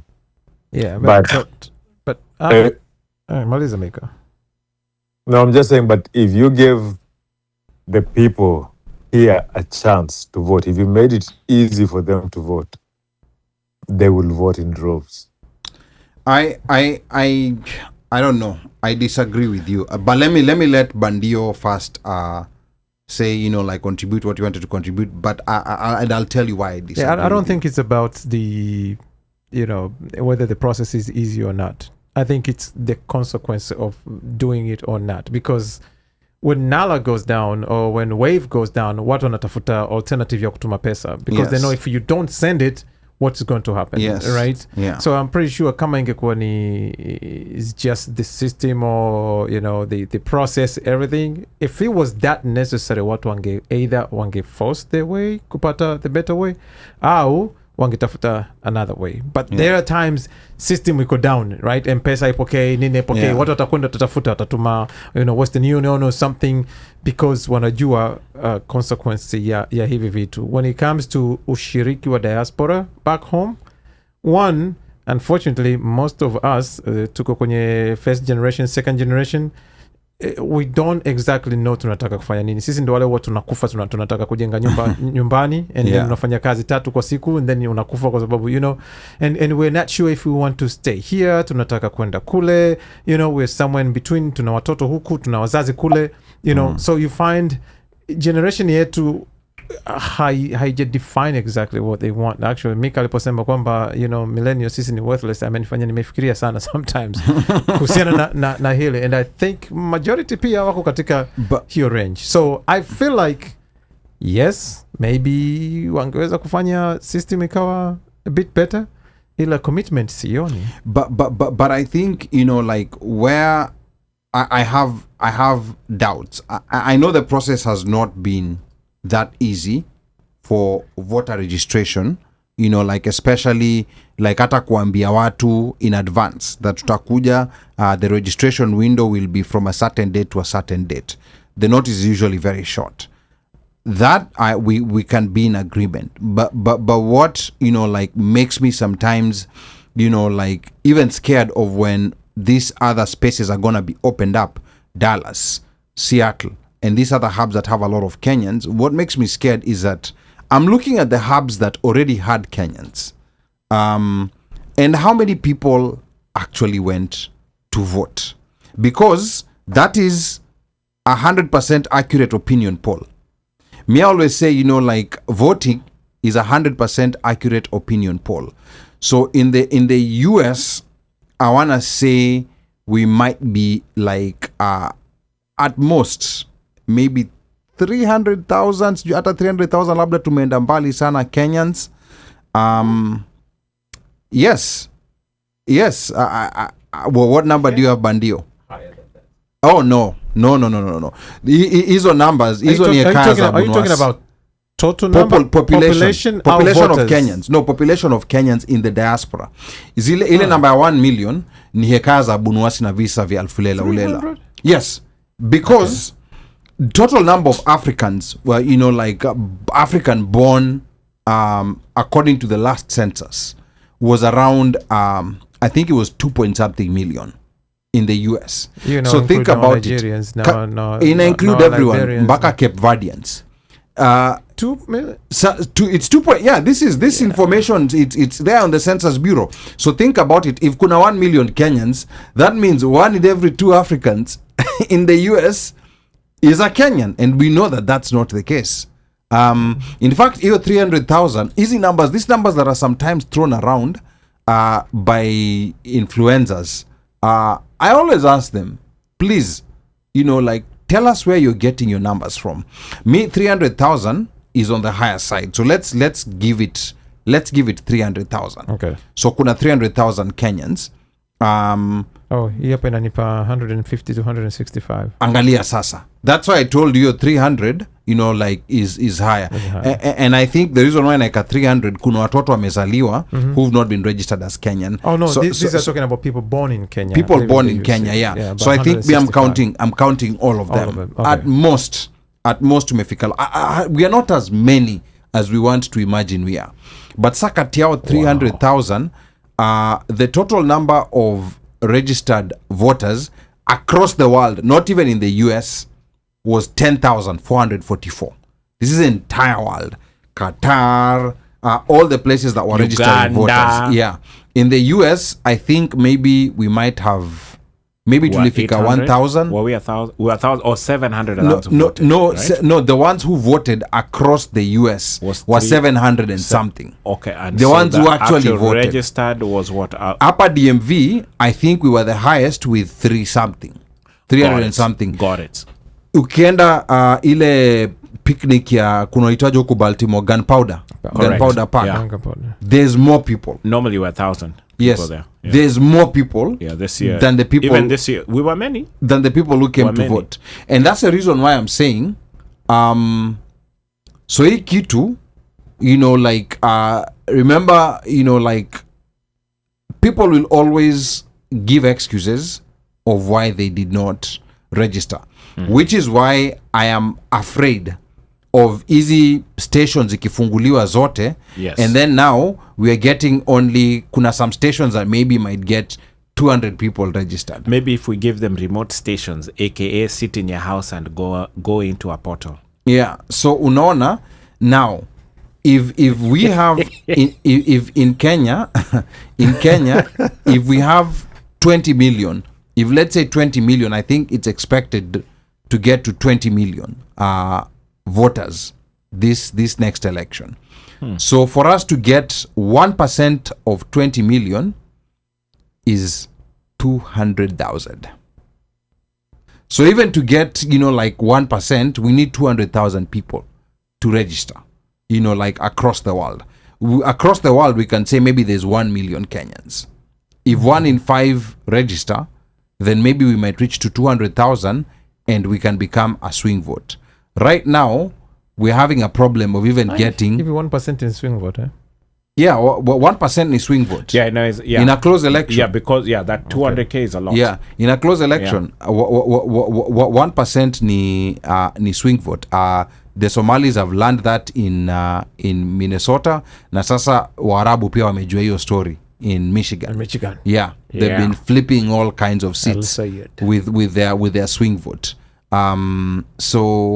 So yeah, so that's my worry when we say diaspora voting is a priority, because to me a priority is something that's in people's minds.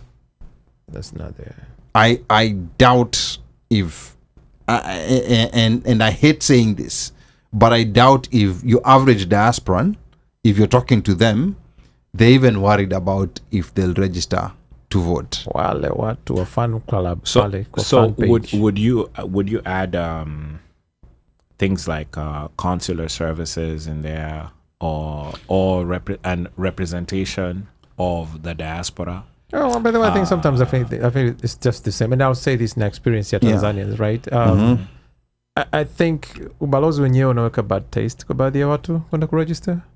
One, there's information lakini people, they don't even feel like they are connected unless kuna ziara ya raisi au kuna shida fulani, unless kuna kitu fulani, kuna kadrama fulani. Yeah, but other than that ni kama vile there's a disconnection. Wao wako huko wanafanya mambo yao, wanakwenda mtawaona tu kwamba amerepresent huko, amerepresent.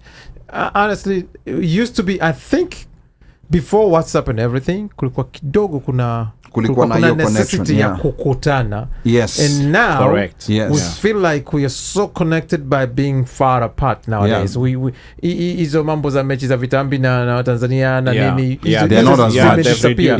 You know, those days kuna msiba mkutane mpange nini cha kufanya, an East African thing, or a picnic, a get together. And now embassies na run na watu ambao they're just, they're not here for us. They're not here for the people. They're here for their career.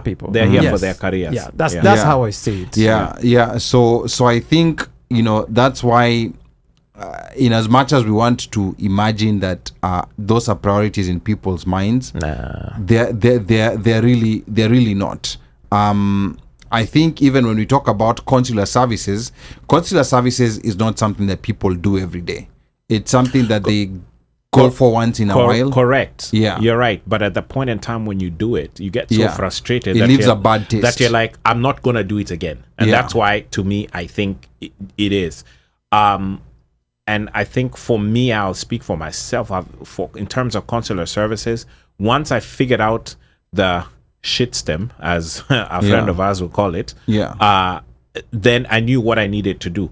But all in all, the things that they have advertised that should happen at the embassy, whether it's getting your passport, whether it's getting CGID, whether it's getting whatever it is, those things work. You just have to go in with correct documents. Yeah. And once you have all of those things in place, you put in your application, and in 6 weeks you have your stuff.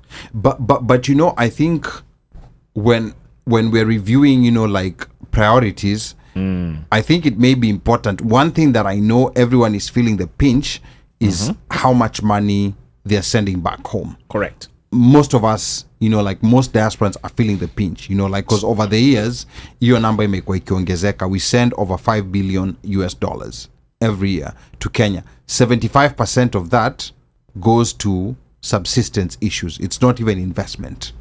Yeah. 75%. I get what you're saying. So you're saying that if, in terms of, are you saying that we would care about what that number is if it's a priority for us because we want things at home to be fixed? So I think, because our priority would be fixing those things at home so that we reduce what we're sending. I think diasporans have not been able to tie, you know, like poor governance at home with the amount of money now they have to send. Why that number is increasing is because of poor governance. No, we've always known that it's poor governance, it's poor everything. No, people have not been able to tie it in the sense whereby when you're sending money, because you're sending it to your family, it feels like an obligation. You know, mtu amekuwa mgonjwa nimetuma pesa, but that's just one of the areas. We're not looking at it in 3 dimensions, in as far as I'm paying for healthcare, I'm paying for education, I'm paying for subsistence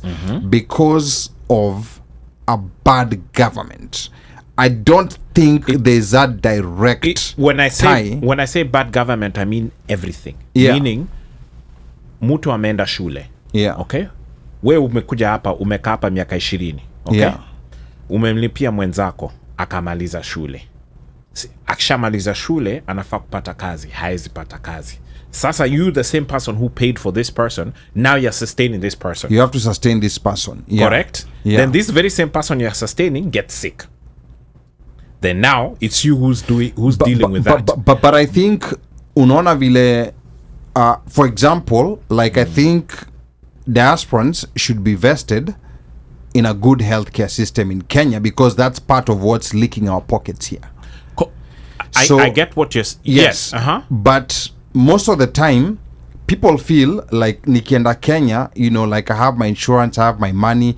There's never really, you know, like that.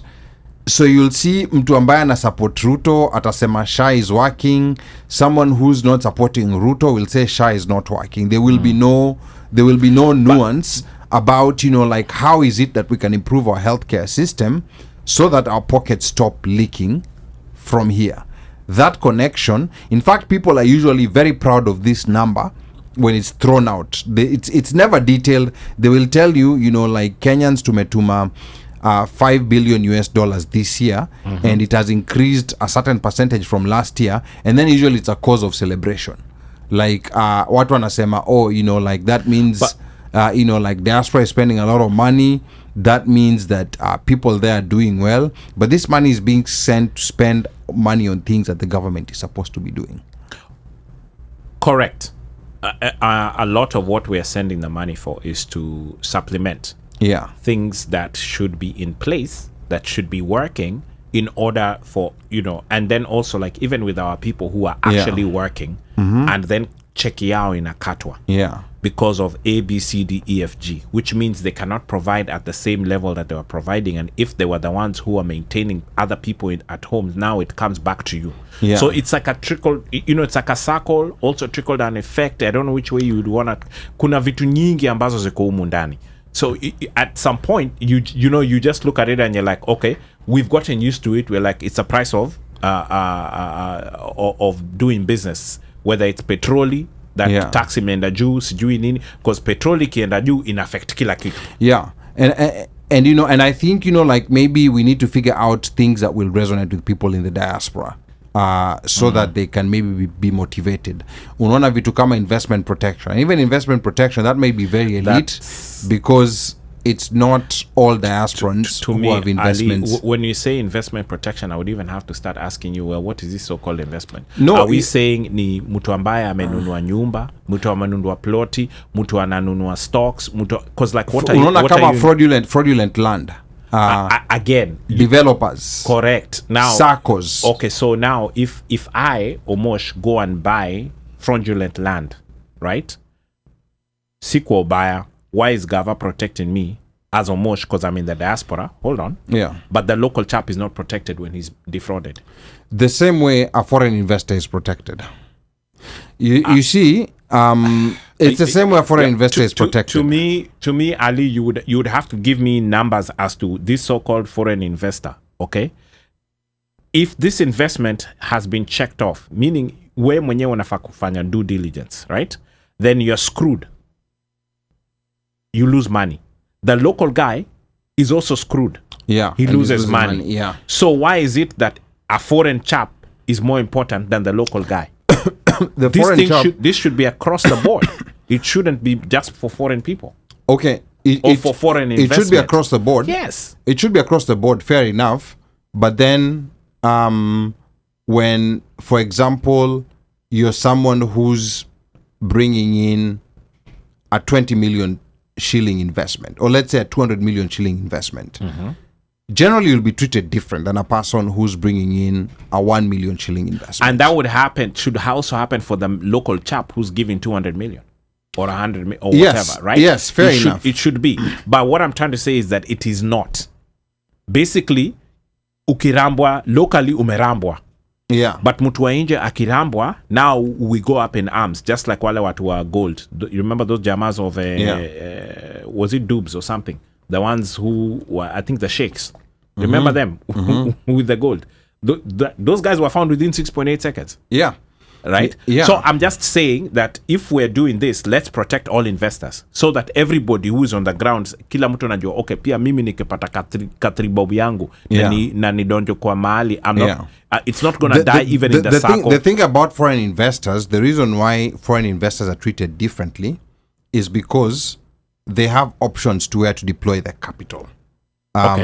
Yeah, it's capital. Unaona huyo mwenye amekuwa defrauded hapo, let's say like ameamua, I am not buying land because I feel like I'll be defrauded. Hiyo pesa yake, he will go and take it elsewhere, but it's still gonna be within Kenya.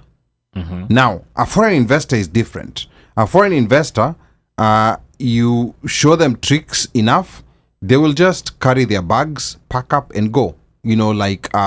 Look at all these companies that packed up and left in Kenya because of certain policies. Correct. That were not protecting them. Correct. So I think that's just one way to look at it, but it's also important for people in the diaspora for us to figure out a way to give a connection to what our priorities are, because not even the way we are talking, we kind of we are not articulate, we are not fluent in what is a priority to us. And I think maybe our priority, Ali, to be honest, is for us to keep our heads above water, survive, and make sure our families are taken care of. And whatever that takes in between, whatever it takes, whether it's healthcare, whether it's education, whether it's lights on, whether it's makaa, whether it's gas, whether it's school fees, whether it's petroli, it doesn't matter.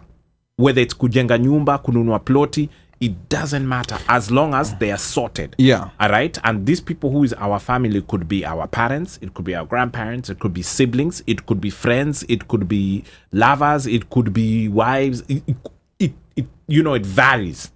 Yeah. You know what I'm saying? So that whole ecosystem, whatever that is, that then becomes what our priority is. Yeah. So then how should we judge, because we're going to be voting in 2027. Yes. How should we judge the options that we have as diasporans? So for us as diasporans, the only thing we can vote in unless things change now, I want to come to Mika. I don't know that Mika is still there. Right? Yeah.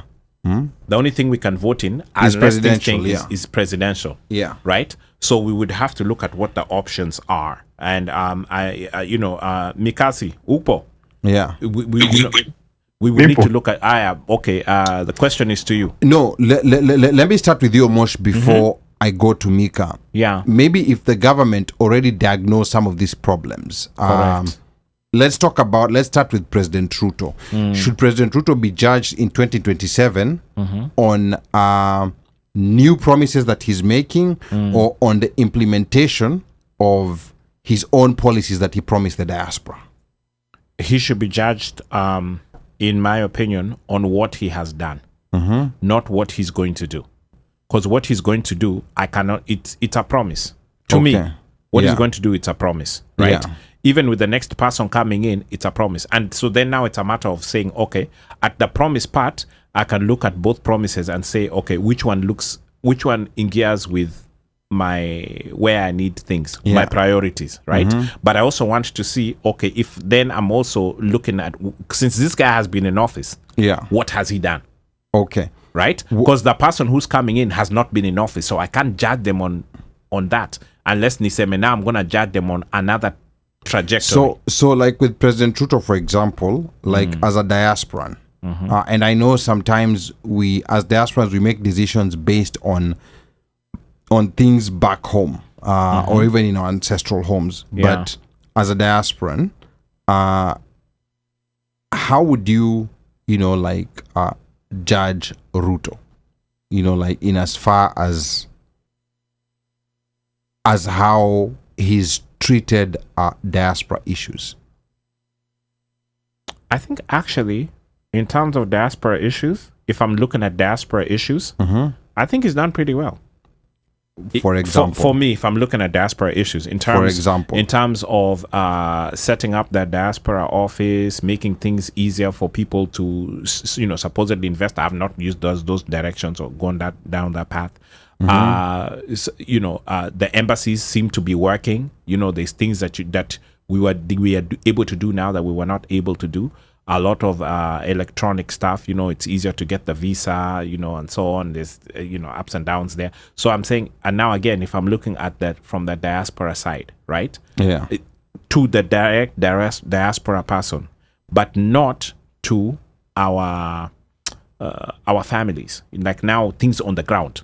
Which is because we are paying more now out of our pocket in terms of quote unquote black tax. Yes, for our people. Yeah. Right? Because of policies that this government has had in place or added in since they came in that has made their pockets get less money, which means we have to supplement. Okay. So if I'm looking at it from that piece alone, I would say he's failed. But if I'm looking at it overall with the things that they have put in place, that's affecting us directly as diasporans, not the side effect, because the things we pick up from home are side effects of policies. Okay. And so if I'm judging him on the side effects of those policies, I'd say failure. Okay. But if I'm judging him on the diaspora things that they've put in place, the rosy feel good things, blah blah blah, I'll say Yukopoa, because I would even add in the so-called 6K of goods that we're now allowed to come back home with. Or you know what I'm saying? No, I'm just saying because some of us are those who, when we come in with things, when I'm okay, phone 2,000. But that was a problem they created. That problem wasn't there. Created. It was a problem that didn't exist before. Okay. It is a problem that they created and then they solved it. Wacha nikwambie kitu moja Umosh. Hawezi seafood service delivery yenye inafaa kuwa ya kawaida. Right? Hizi ni vitu zenye Big Ted alikuja akatembea akauliza huku maswali mingi akaanza kuimplement akitolewa wameendelesha tu. So did we ever have a $500 limit? Hold up. Or not? Adi? The $500 limit, was it there or not? Were you ever, unakumbuka this time when... Yes, exactly, yeah. No, but I'm just saying, was it on the books or not? That's all I'm asking. If it wasn't, it was okay, if it wasn't and they added it, and they're saying that they added it, because unless the things that I read and the ones that I saw were Mosh, wrong, then Mosh, I'll go with it. vitu zote wakijaribu. Remember when they were trying to raise money? And that is what led them to write those stupid finance bills. They were looking for money from all angles that they could get money from. To a point whereby walikuwa wanataka kutax watu and pesa kutoka TikTok na vitu zingine. So, no. Okay. The things of service delivery that's supposed to happen to diasporas from the consulates and from the embassies, that should not be something that you say he has done to improve anything for diasporans. At the end of the day, if you have a diplomatic issues, how is your country going to help you? That is the work of the embassy. Consular services vitu za kawaida hii ni kitu niko kusema kwenda CVS ukose nini Panadol. CVS ina fail. It always has to have paracetamol in there. Haiwezi kosa paracetamol. But so kwa paracetamol na Sifuna nasema CVS ile kwa na paracetamol. No, that's the standard issue. It's supposed to be there. I think what Mika is trying to say is we do not give the mailman a pat on the back for delivering mail. Yeah. No, but also what I'm saying is that, okay, so but if the mailman is failing to deliver mail and now your mail is coming, do you say that they have improved service or not? Or you're saying they're giving you service? Unajua nini utasema they improve service, but you not say, that's what I'm saying, because we've always had a problem with the consular services. True or false? Ngoja one at a time. Mosh, yeah. You literally sat down and said that he has changed and brought us, right? In ukisema delivery, ukisema yes, utasema his word for the diaspora. Basically, hizi ni mtu Big Ted alikuwa ameanza kwa ile regime nyingine na ikikuja ikaendelea na vile waliendelea kuzoelea. It was a way of how to get and engage the diasporans. That is fine. But then let's see how he turned around and after the same diasporans with the fees za kuingia kwa country, right? Don't say it happened. No, I think Mika, I think here's the problem. I think the standards, were brought so low, and to the point where, you're a mailman, you had been assigned to deliver maybe mail to 100 houses, and then you decided, I'm not going to be delivering mail to 100 houses, I will be delivering to only 50. So now you only deliver to 50 houses. So there are 50 houses that are not getting mail. And then one day you decide, let me now move it to 60 houses. So now you're still delivering to 60 houses, 40 are not being delivered, but you come back and say that you've improved and you're asking for a promotion. Because you improved from 50 to 60 instead of doing 100. What's going to happen to you is that you're going to get fired. That opportunity will not come up. And I think the problem now is you're not seeing things that way. And with Ruto's government, they were very good at creating problems and then providing solutions to those problems. Another person who's also very good at that is Trump. Create a problem, impose some random tariffs, cause so much heartache, and then you go lose a case in court, and then you come and say that I am now providing relief to people. And I think that's a difficulty now.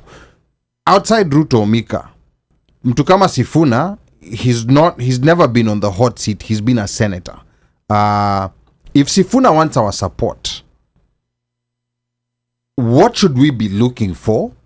Or what should we be demanding? Because with President Ruto, he has a record. He should come here, engage people. See, engage ya town hall ile watu engage people, listen to people, understand their pains, right?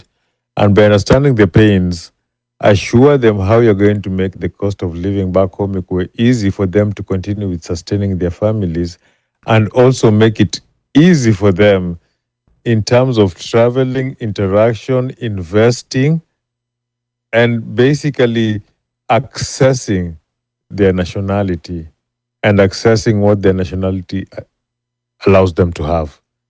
That's the way people are supposed to engage diasporans, not as a source of income, but just as Kenyans who can equally contribute to the development of that country, both intellectually and financially.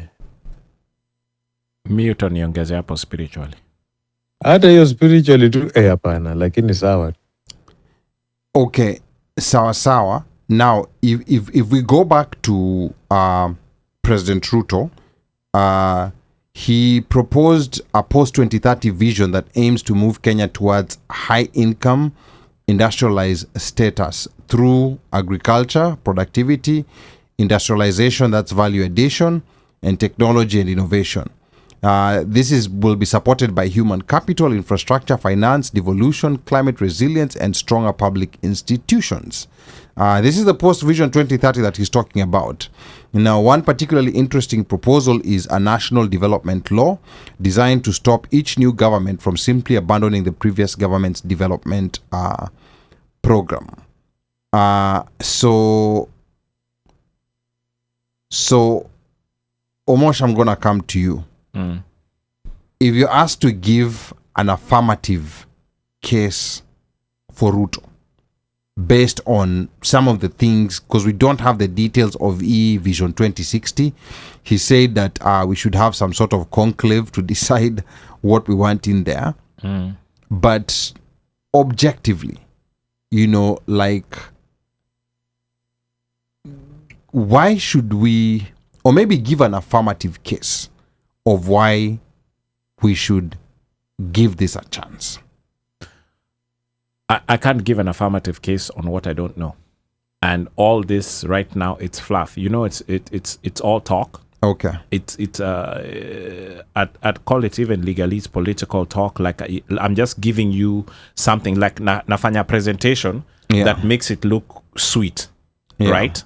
And that's what I'm telling you, Siju industrialization, Siju agriculture. He's always been singing this agricultural song. But then if you go down really what to agriculture, the ones who are saying, they're getting seed in EV, blah, blah, blah. Even the people getting that seed, wanalia. Wanasema hii seed ya gava wagana issue. Ama nikichukua hii seed, na niweke hii fertilizer, nini zangu are not mahindi. Are not giving the way they're supposed to give. Yeah. So there's that thought, and then there's in terms of what's happening versus what he's saying, meaning the roadside declarations, you're standing on top of a car and saying this, but then on the ground there's a totally different thing that's happening. So if I'm looking at your roadside declaration, aka your speeches, wherever you have decided to give them, and I'm using that as my compass to judge you, then I'll give you a thumbs up. But when I go on the ground, what you're saying and what's on the what ground, you're saying it's from not the top matching. of the car versus the podium, and on the podium, it's not matching in any way, form, or shape. Okay. It is not matching at all. And that's where the problem lies. And that has always been the problem with our politicians. What we say, what we sing during campaign period, because it's a campaign period now, that stuff does not tabulate, or it does not add up to what people on the ground are seeing and what they need. Yeah. That's normally what the problem is. Kenya, ni mtu alidanganya wa Kenya that for somebody to lead you, they have to have money.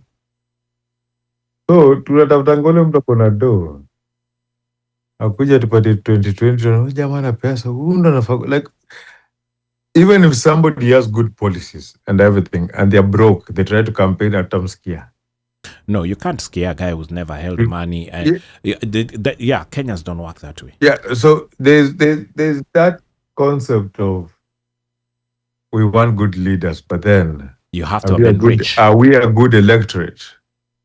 No, I think the situation where the Kenyan electorate is, even like last week as we were analyzing, like Lynn Ngugi's post, and like anti-Sifuna post, I think we've been in an abusive marriage for such a long time that whenever, like even someone now good approaches us, we want to view them with suspicion. Same light. In the same light as we viewed all the rest. When you're viewing someone, this person does not have a history of abuse, does not have a history of alcoholism, does not have a history of all the negative traits that made you leave your previous marriage. But because of that trauma, you want us to, like look at him from this same yardstick. Like you're guilty until proven innocent. Yet the people who have been voted for, like in the last couple of elections, are people who've had a trail of issues from before they were elected. Yeah. But people Still decided to overlook that. Yeah, still elected. Yeah. It's lived and learned behavior. Yeah. Mika E-Vision 2060. What? Unauliza Mika? And namuuliza Mika, like let's look at it. Let's look at things, like objectively. Wacha Mika kuja hapa Mikalistically. Yeah. Mika, go for it. Mika, post 2030 vision. What's your fair, honest assessment of what you've had so far? I think it's a political jargon. It's a response to what Mlinda Mwananchi is trying to talk about. Because look at the things. What did he say? Innovation? Akasema nini ingine? Technology. Yeah. Even good governance was part of it. Stronger public institutions. Okay. How? And you're selling all of them. Stronger, public institutions are being sold. The ones that are not being sold are being weakened, or they're being run like... You're privatizing them. Yeah, we have a cabinet secretary, a former cabinet secretary who came out and said that ministries are being run like, what do you call, departments. You have to report every day, like they're being controlled. You don't do anything. You're being told what to do in these ministries. You are hired there, but there are people there who are being who run the ministry for you. Some dodgy people. They tell you what to do.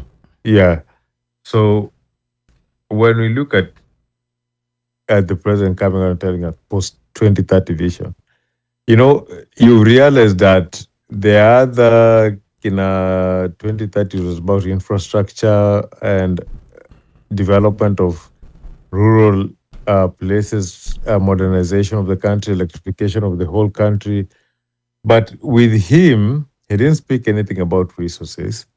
He didn't speak anything about, when he just said innovation, he didn't speak anything about how that innovation is going to work, right?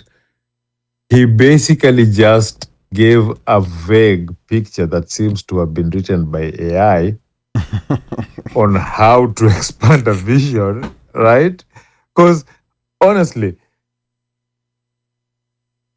tell me beyond that, how are you going to use good governance to improve what's in the country? Yes, we need good governance in that country. That's a fact, right? But you yourself, you don't follow the rule of law. As a president, your cabinet secretaries don't follow the rule of law in any way. So what good governance are you talking about? The politicians in your camp are corrupt as hell. The police in the country is being used as a personal vendetta weapon, a personal army. Like, that is a country that you say good governance, and it's a country that in an afternoon we can have like 100 border riders organize themselves and go rob people in a highway for 2 hours with nothing happening. What good governance are you talking about? That was a whole load of bullcrap written by AI. Okay, so outside President Ruto, can you make a case, like for Sifuna? Because with Sifuna, we only have his record as the ODM Secretary General, as a senator. Like there was an argument that was coming out that like people are getting, the one that Ngugi brought forth, people are getting emotional about Sifuna because they're just angry at Ruto. So now Sifuna is a guy that people want. But the funny thing is this. I don't know if people have actually listened to the speeches that Linda Mwananchi are making. And they break it down very simple, right? They say a point. Hatutaki watu wauliwe. And then they point to the constitution where hawataki watu wauliwe. And then they point out to you how they're going to implement that thing to be made that to a point watu wasiuliwe, kila mtu akona haki, right? And that's why I say we like to politique. Sometimes we listen to politicians calling each other names, but then when a politician speaks something brilliant at whiskey, yes, it gets lost. It gets lost in translation. Yeah. So if you've listened to their rallies, and they're doing the rallies, they do their wachana hizi rally kubwa kubwa, hizi ndogo ndogo za midweek, hizi yenye mtu enda mahali ametembea kama leo Sifuna alikuwa Busia. A lot of people don't know that, but alikuwa Busia na hold rally kadhaa. And the thing is, on those rallies when they go, hizo zenye wanaenda kwa ground wakiongelesha watu, those are rallies where they listen to what the people are saying, and they explain to the people exactly what they're going to do and how they're going to do it. Wacha leza sijui tunakuja tunawaambia tutakuja kuwatengenezea hapa tumetenga mamilioni. Hakuna cha kutenga mamilioni. The fact is, we have a broken system. We need to fix it first. Alafu tuendelee na maisha. Now the thing is, we like fancy politics. We like politics with big words. We like drama. Wacha tuwe drama. Wacha ni kasirisha wa Kenya kidogo.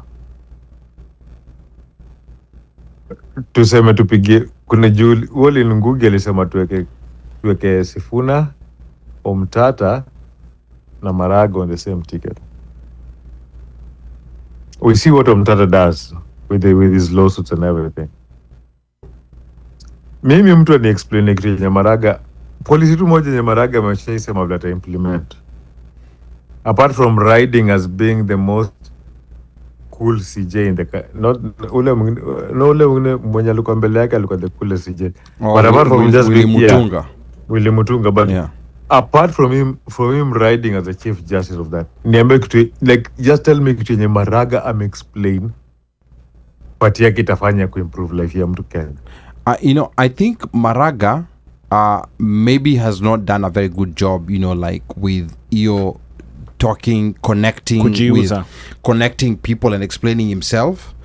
But if I had a choice between, let's say, like a Maraga and Ruto, I'd still go for Maraga because yes, and this is because of right now I think we have to look at the common denominator of especially this now almost 15 years of Uhuruto. Theft, dishonesty, corruption. So to me, it's very important to just have someone lawlessness. Yeah. Yes. Unajua nini? Hata atufai kuangalia 15 years ali. Tuangalie tu hizi, like, just look at the first year of Ruto's government. If that alone doesn't disgust you. Tulifika mahali kwa country mpaka MPs wana make challenge ya do kama waswa wash. Like MP ana flows kama kwa social media kama nini influencer.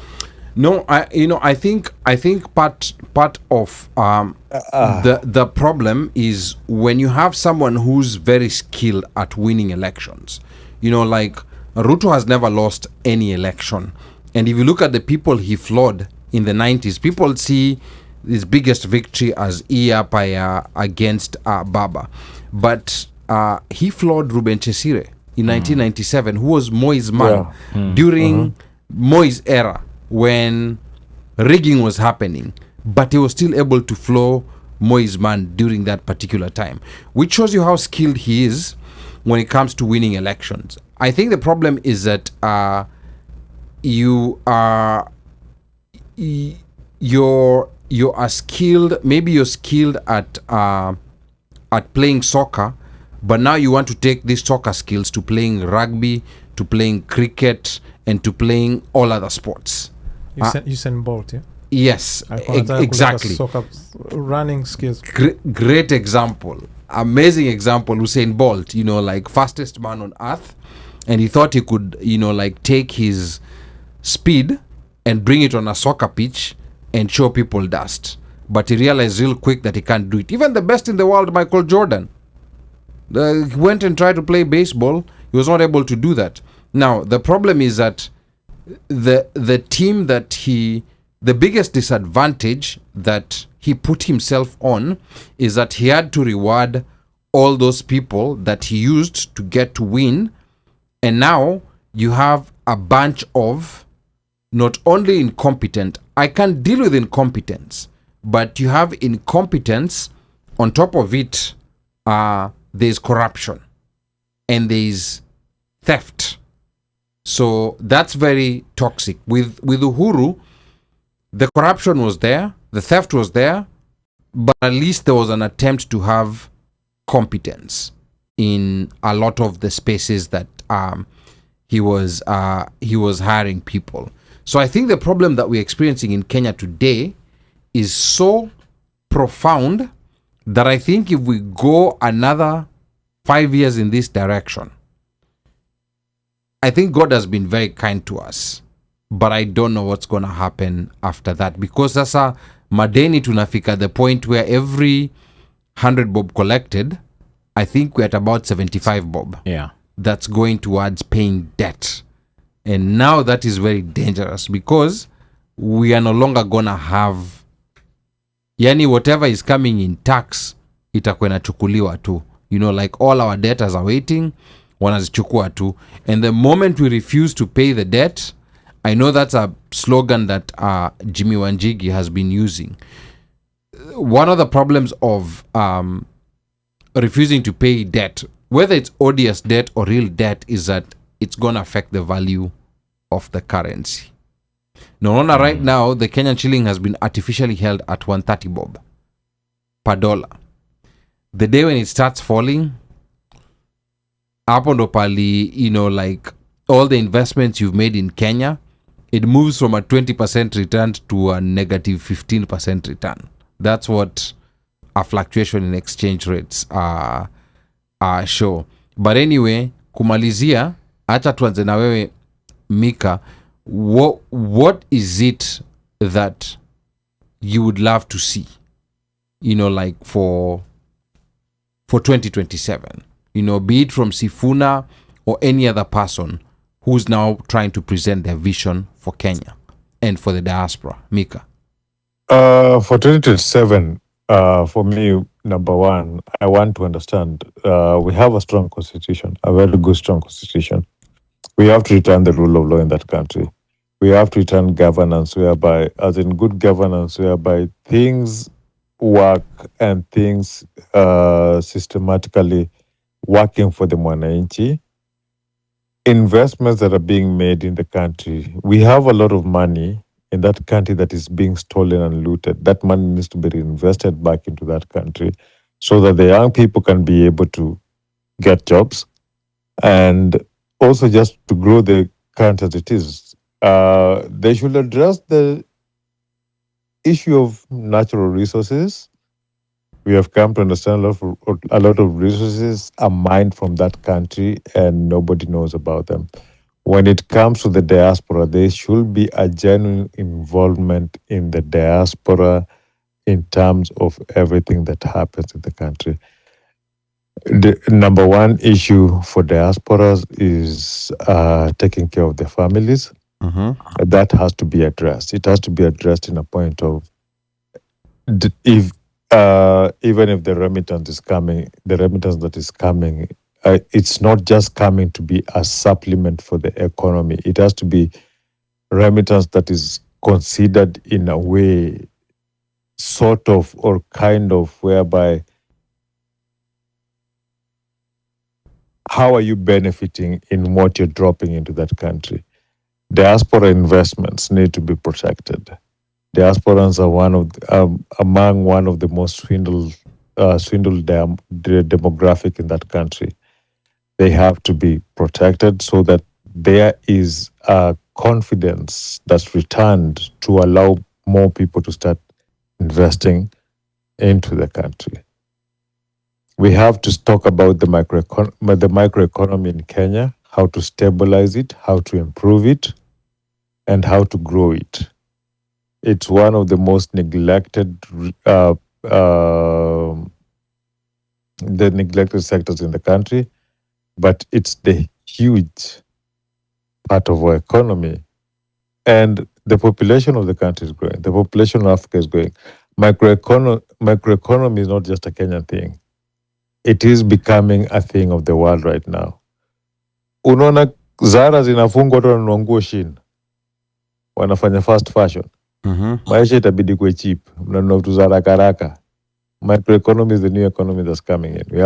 We have been surviving with that economy. We have to figure out how to invest in it, modernize it, and make it work for the country. Okay. Oh, wow. Okay. Omosh, like, what is it that you'd like to see for 2027, so that we're not back again, like complaining about the same things? In a nutshell, I'd say let the driver take control of the wheel. Basically, start steering this country in the right direction. Yeah. So that we see it in policies, in our pocket, in things, health, things living, in terms of, cost of living. And then once those things are steered, you make, justice needs to work. And like Mika said, rule of law needs to be there. Yeah. And I always say, these corruption cases that keep coming, blah, blah, blah, we need to get big fish to go in. Not one, like 3 good big fish, and then that stops all of that. And maybe we need to go to kama hawa to makina Singapore, sijui wapi. Yeah. Ukiiba,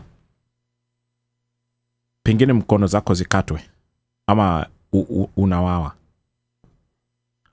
And once you do that, it's going to set it up so that even these young cats who are coming in, who are looking at those ranges, are gonna stop looking at them. Because if we have, KRA officers who are rolling around, have helicopters, blah, blah, blah, and a chap has not gongat forte, how? You know what I'm saying? And you're a senior manager at KRA, or you're in the finance department. No, those things, but it's ingrained in all of us. So there needs to be working laws where that money that you have gotten, ill-gained money cannot fungua doors or stop your cases. Hakuna kupoteza file. Yeah. That because everything now, file imekuwa ikipotezwa kutoka sijui 19 KT down. You know what I'm saying? So we need to cut all that stuff off and take reign of the reins, if that's what you want to call it, or make sure that the driver is driving in the right direction and it's the correct driver. Okay. Aya, sawa. Now, Bandio, before tuende kwa wahenga, maybe tupatie tu ushauri kidogo from outside, from what you're observing. Wewe kama mbongo, waionaje? Tunajua unafuatilia siasa ya Kenya karibu kila siku, na unatusikia pia si tukizozana kuhusu masuala ya Kenya. So we kutoka kule ambako unaangalia, ni ushauri gani labda ungetoa tukiwa tunakaribia saa mwaka 2027, mwaka wa kura? Kwanza watu wasiongozwe na hisia. That's one thing I think attachment the emotions than reality. But give an example. Unajua hiyo kuongozwa na hisia, hebu toa mfano kwa kitu ambacho umeobserve na wa Kenya. Well, kuna watu ambao watu wapate kuelewa. Well, kuna watu ambao no matter what hawataona jambo lolote zuri ambazo amelifanya Ruto. Okay? Yeah. Which is never true. Fair enough. There must be something. Yes. Hata kama awaken youth, hata kama amefanya hivi, lakini there is something ambayo amefanya. Yeah. So that will be one. Kuna baadhi ya watu ambao ukiongea nao, mimi ninasikiliza watu wengi sana, lakini nimeshakuwa mbele ya watu ambao ukikaa unamsikiliza Gachagua anakuambia hata usimsikilize, sijamsikiliza tangu mwaka. You see what I mean? Yeah. So maybe simuungi mkono, but it doesn't mean kwamba utaki kumsikiliza. Because you have to. Ili ufanikiwe unahitaji marafiki, ili ufanikiwe zaidi unahitaji maadui. Okay. So to me I feel like kwanza wa connect, waache emotion kuchukua. Sisi tunasema ukiongozwa na hisia unapoteza uhalisia. You know, once emotion take over, the reality inapita the other door. Na baada ya hapo, and then watu watambue kwamba, unajua ulivyosema kwamba voting is accurate opinion poll. Yes, ndiyo. It's an accurate opinion poll. Kwa hiyo wanatakiwa watu watambue kwamba, and then at the end of the day nenda kapige kura, lakini it doesn't kill you kumsikiliza mtu mwingine. You know, and that's the problem watu walikuwa nayo hapa. Kwa siku moja nilikuwa nakaa na pastor moja, yuko ananiambia, tumekaa hivi ananiambia simpendi kabisa huyu Trump, and I'm like, what's going on? Sema jamani muongo, angalia. And I'm like, if you believe kwamba jamani muongo na watu wengi hivi, wewe unayezungumza ukweli na kanisa lako lina watu 15, you know, there is something ambayo unaweza kujifunza, hata style ya kukusanya nao watu. Wewe uzungumze ukweli, but get those people. Yeah. Kwa nafikiri watu waache ku nafikiri wa take time. Unajua, nafikiri the article nilisoma last week ni kwamba Kenya mtachagua kwa utashi au uhitaji. So this is where hisia ndio zije. Yes, unataka fulani, but you know, just ndio maana bado nafikiri message iliyokuwa imeandikwa kwa Lin Ngugi. Yeah. Bado kuna kitu pale. Alisema kwamba we cannot just vote for someone for the sake of one term. Unajua? Yeah, and you ni kweli, fair enough. Kwa hiyo watu wafikirie kwamba yes, is this ni vile vitu tumeona watu wanakwenda wedding and the only thing they're thinking is honeymoon. And then wakisema I do, wakifika kule was like, oh shit, am I going to live with this person for the rest of my life? You know, so watu wafikirie, watu waseme, put it out there, hata kama unajua kabisa. That's why I remember Nancy Pelosi alizungumza kipindi fulani when the Democrats were just, you know, Obama and Clinton. Wakati wako hivi debate zinakuwa kubwa, people like, kwa nini msikai? Wakasema no. Actually haya ni mazoezi ya kuelekea kwenye general election. Yeah. Right? And that's exactly what happened. Kwa hiyo wafikia sehemu ambayo if you have something to say, angalau sema respectfully, ili hata kama unaweka pale, ili mtu ajue kwamba even though I'm going to vote for you, but this is how I'm gonna hold you responsible. Ili hata yule anapigiwa asionekane kwamba I'm here just kumondoa Ruto, ila what people expect from here. So that's what I can say. Watu waende, sikiliza wote, ili uweze kupiga kura, ondoa hisia, baki na uhalisia, then vote. And you're good to go. Kama ungekuwa Mkenya, uhalisia wako ungekuwa na kuelekeza kwa nani? Kwa wale ambao umewaona kwa sasa. Hakuna. So one thing kwanza Kenya, kwa sababu kuna coalitions, sidhani kama kuna mtu unaweza kusema chochote sasa hivi. Mimi kuniambia kwamba I'm sticking with this person ni dalili ya kwanza kwamba naanza kuwa na wasiwasi kwamba unataka, as knowing that huyo mwenyewe unataka kustick naye bado hajatoa everything atafanya. Bado atakuja kukutana na wenzake. Bado unasikia huko nasema kwamba tutafanya coalition wote, tukiwa tunaita one term coalition or something, you know. Nimesikia hata na wengine kuna haina coalition inakuja huko, you know, ya murima huko. So bado sana. Hata hapa Marekani mimi nimevote mixed sana.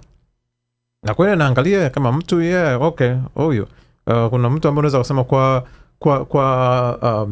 governor unaweza kuvote mtu fulani, lakini mtu huyo akienda kagombea, like the difference. Nakumbuka kuna siku moja, who was that? Kuna mmoja alikuwa anatuambia, kwa mfano Larry Hogan. Yeah. Kwa nini aliweza kufanya okay kama governor of Maryland? Yeah. Lakini walikuwa wanasema kwamba it'll be the nightmare akiwa Senate. Yeah, okay? Na Senate watu wakakataa kumpigia kura. Yeah. For the very same thing, kwamba the same person anazungumza ni huyo ambaye ni anti-Trump, lakini anapofikia stage akisha sema this is what I'm going to do, unaangalia anashikamana na nani na atafanya nini. Kwa hiyo kwangu mimi bado I think is too early kwa mtu yote kusema kwamba nitavote na mtu fulani. Unaweza kuwa na mtu ambaye you're not voting against. Lakini sasa hivi kuniambia kwamba hata mtu aje declare ukasema mimi nitaenda na Sifuna, na Sifuna mwenyewe ameulizwa mara moja akasema yes, mara nyingine akasema no, and I'm like hey, yani wewe unamvotia mtu ambaye hata yeye mwenyewe haja make choice. Subiri wasikilize wote, waulize, waambie, waweke pale, waandikishe, wahakikishe kwamba wameweka everything in writing. Sawa, hizo manifesto na nini nimezisikia, nimezisoma tangu over and over again, lakini watu wajue kwamba tumepita huku, hatutaki kufika hapa. But at this point sidhani kama ningesema kwamba kuna mtu naweza nikamvotia. Kwa hiyo wewe si Sifuna? No, mimi si mtu. I mean, mimi si mtu yoyote. Hata sasa hivi siwezi nikamshawishi mtu. Actually, I would love kuwahoji wote. Every time nafikiria, natamani Sifuna angekuwa hapa, natamani Gachagua angekuwa hapa, natamani wote wangekuwa hapa. Tuweze kuongea nao kwa namna ya kwamba tunatunza ahadi zao. Okay. But I think it's too early kwa mtu kusema. Unaweza ukasema up to this point ninavutiwa na fulani, but nobody should say sold kwa mtu. Okay. Haya, wahenga. Kila chenye mwanzo kuwa na mwisho. Mika, una kitu cha kumalizia boss? I think Mika ameenda. Mika yuko, alisema alikuwa hajisikii vizuri. Well, all right. Ameenda kuendesha? Hapana, headache. Kuendesha gari. Headache, migraine alisema.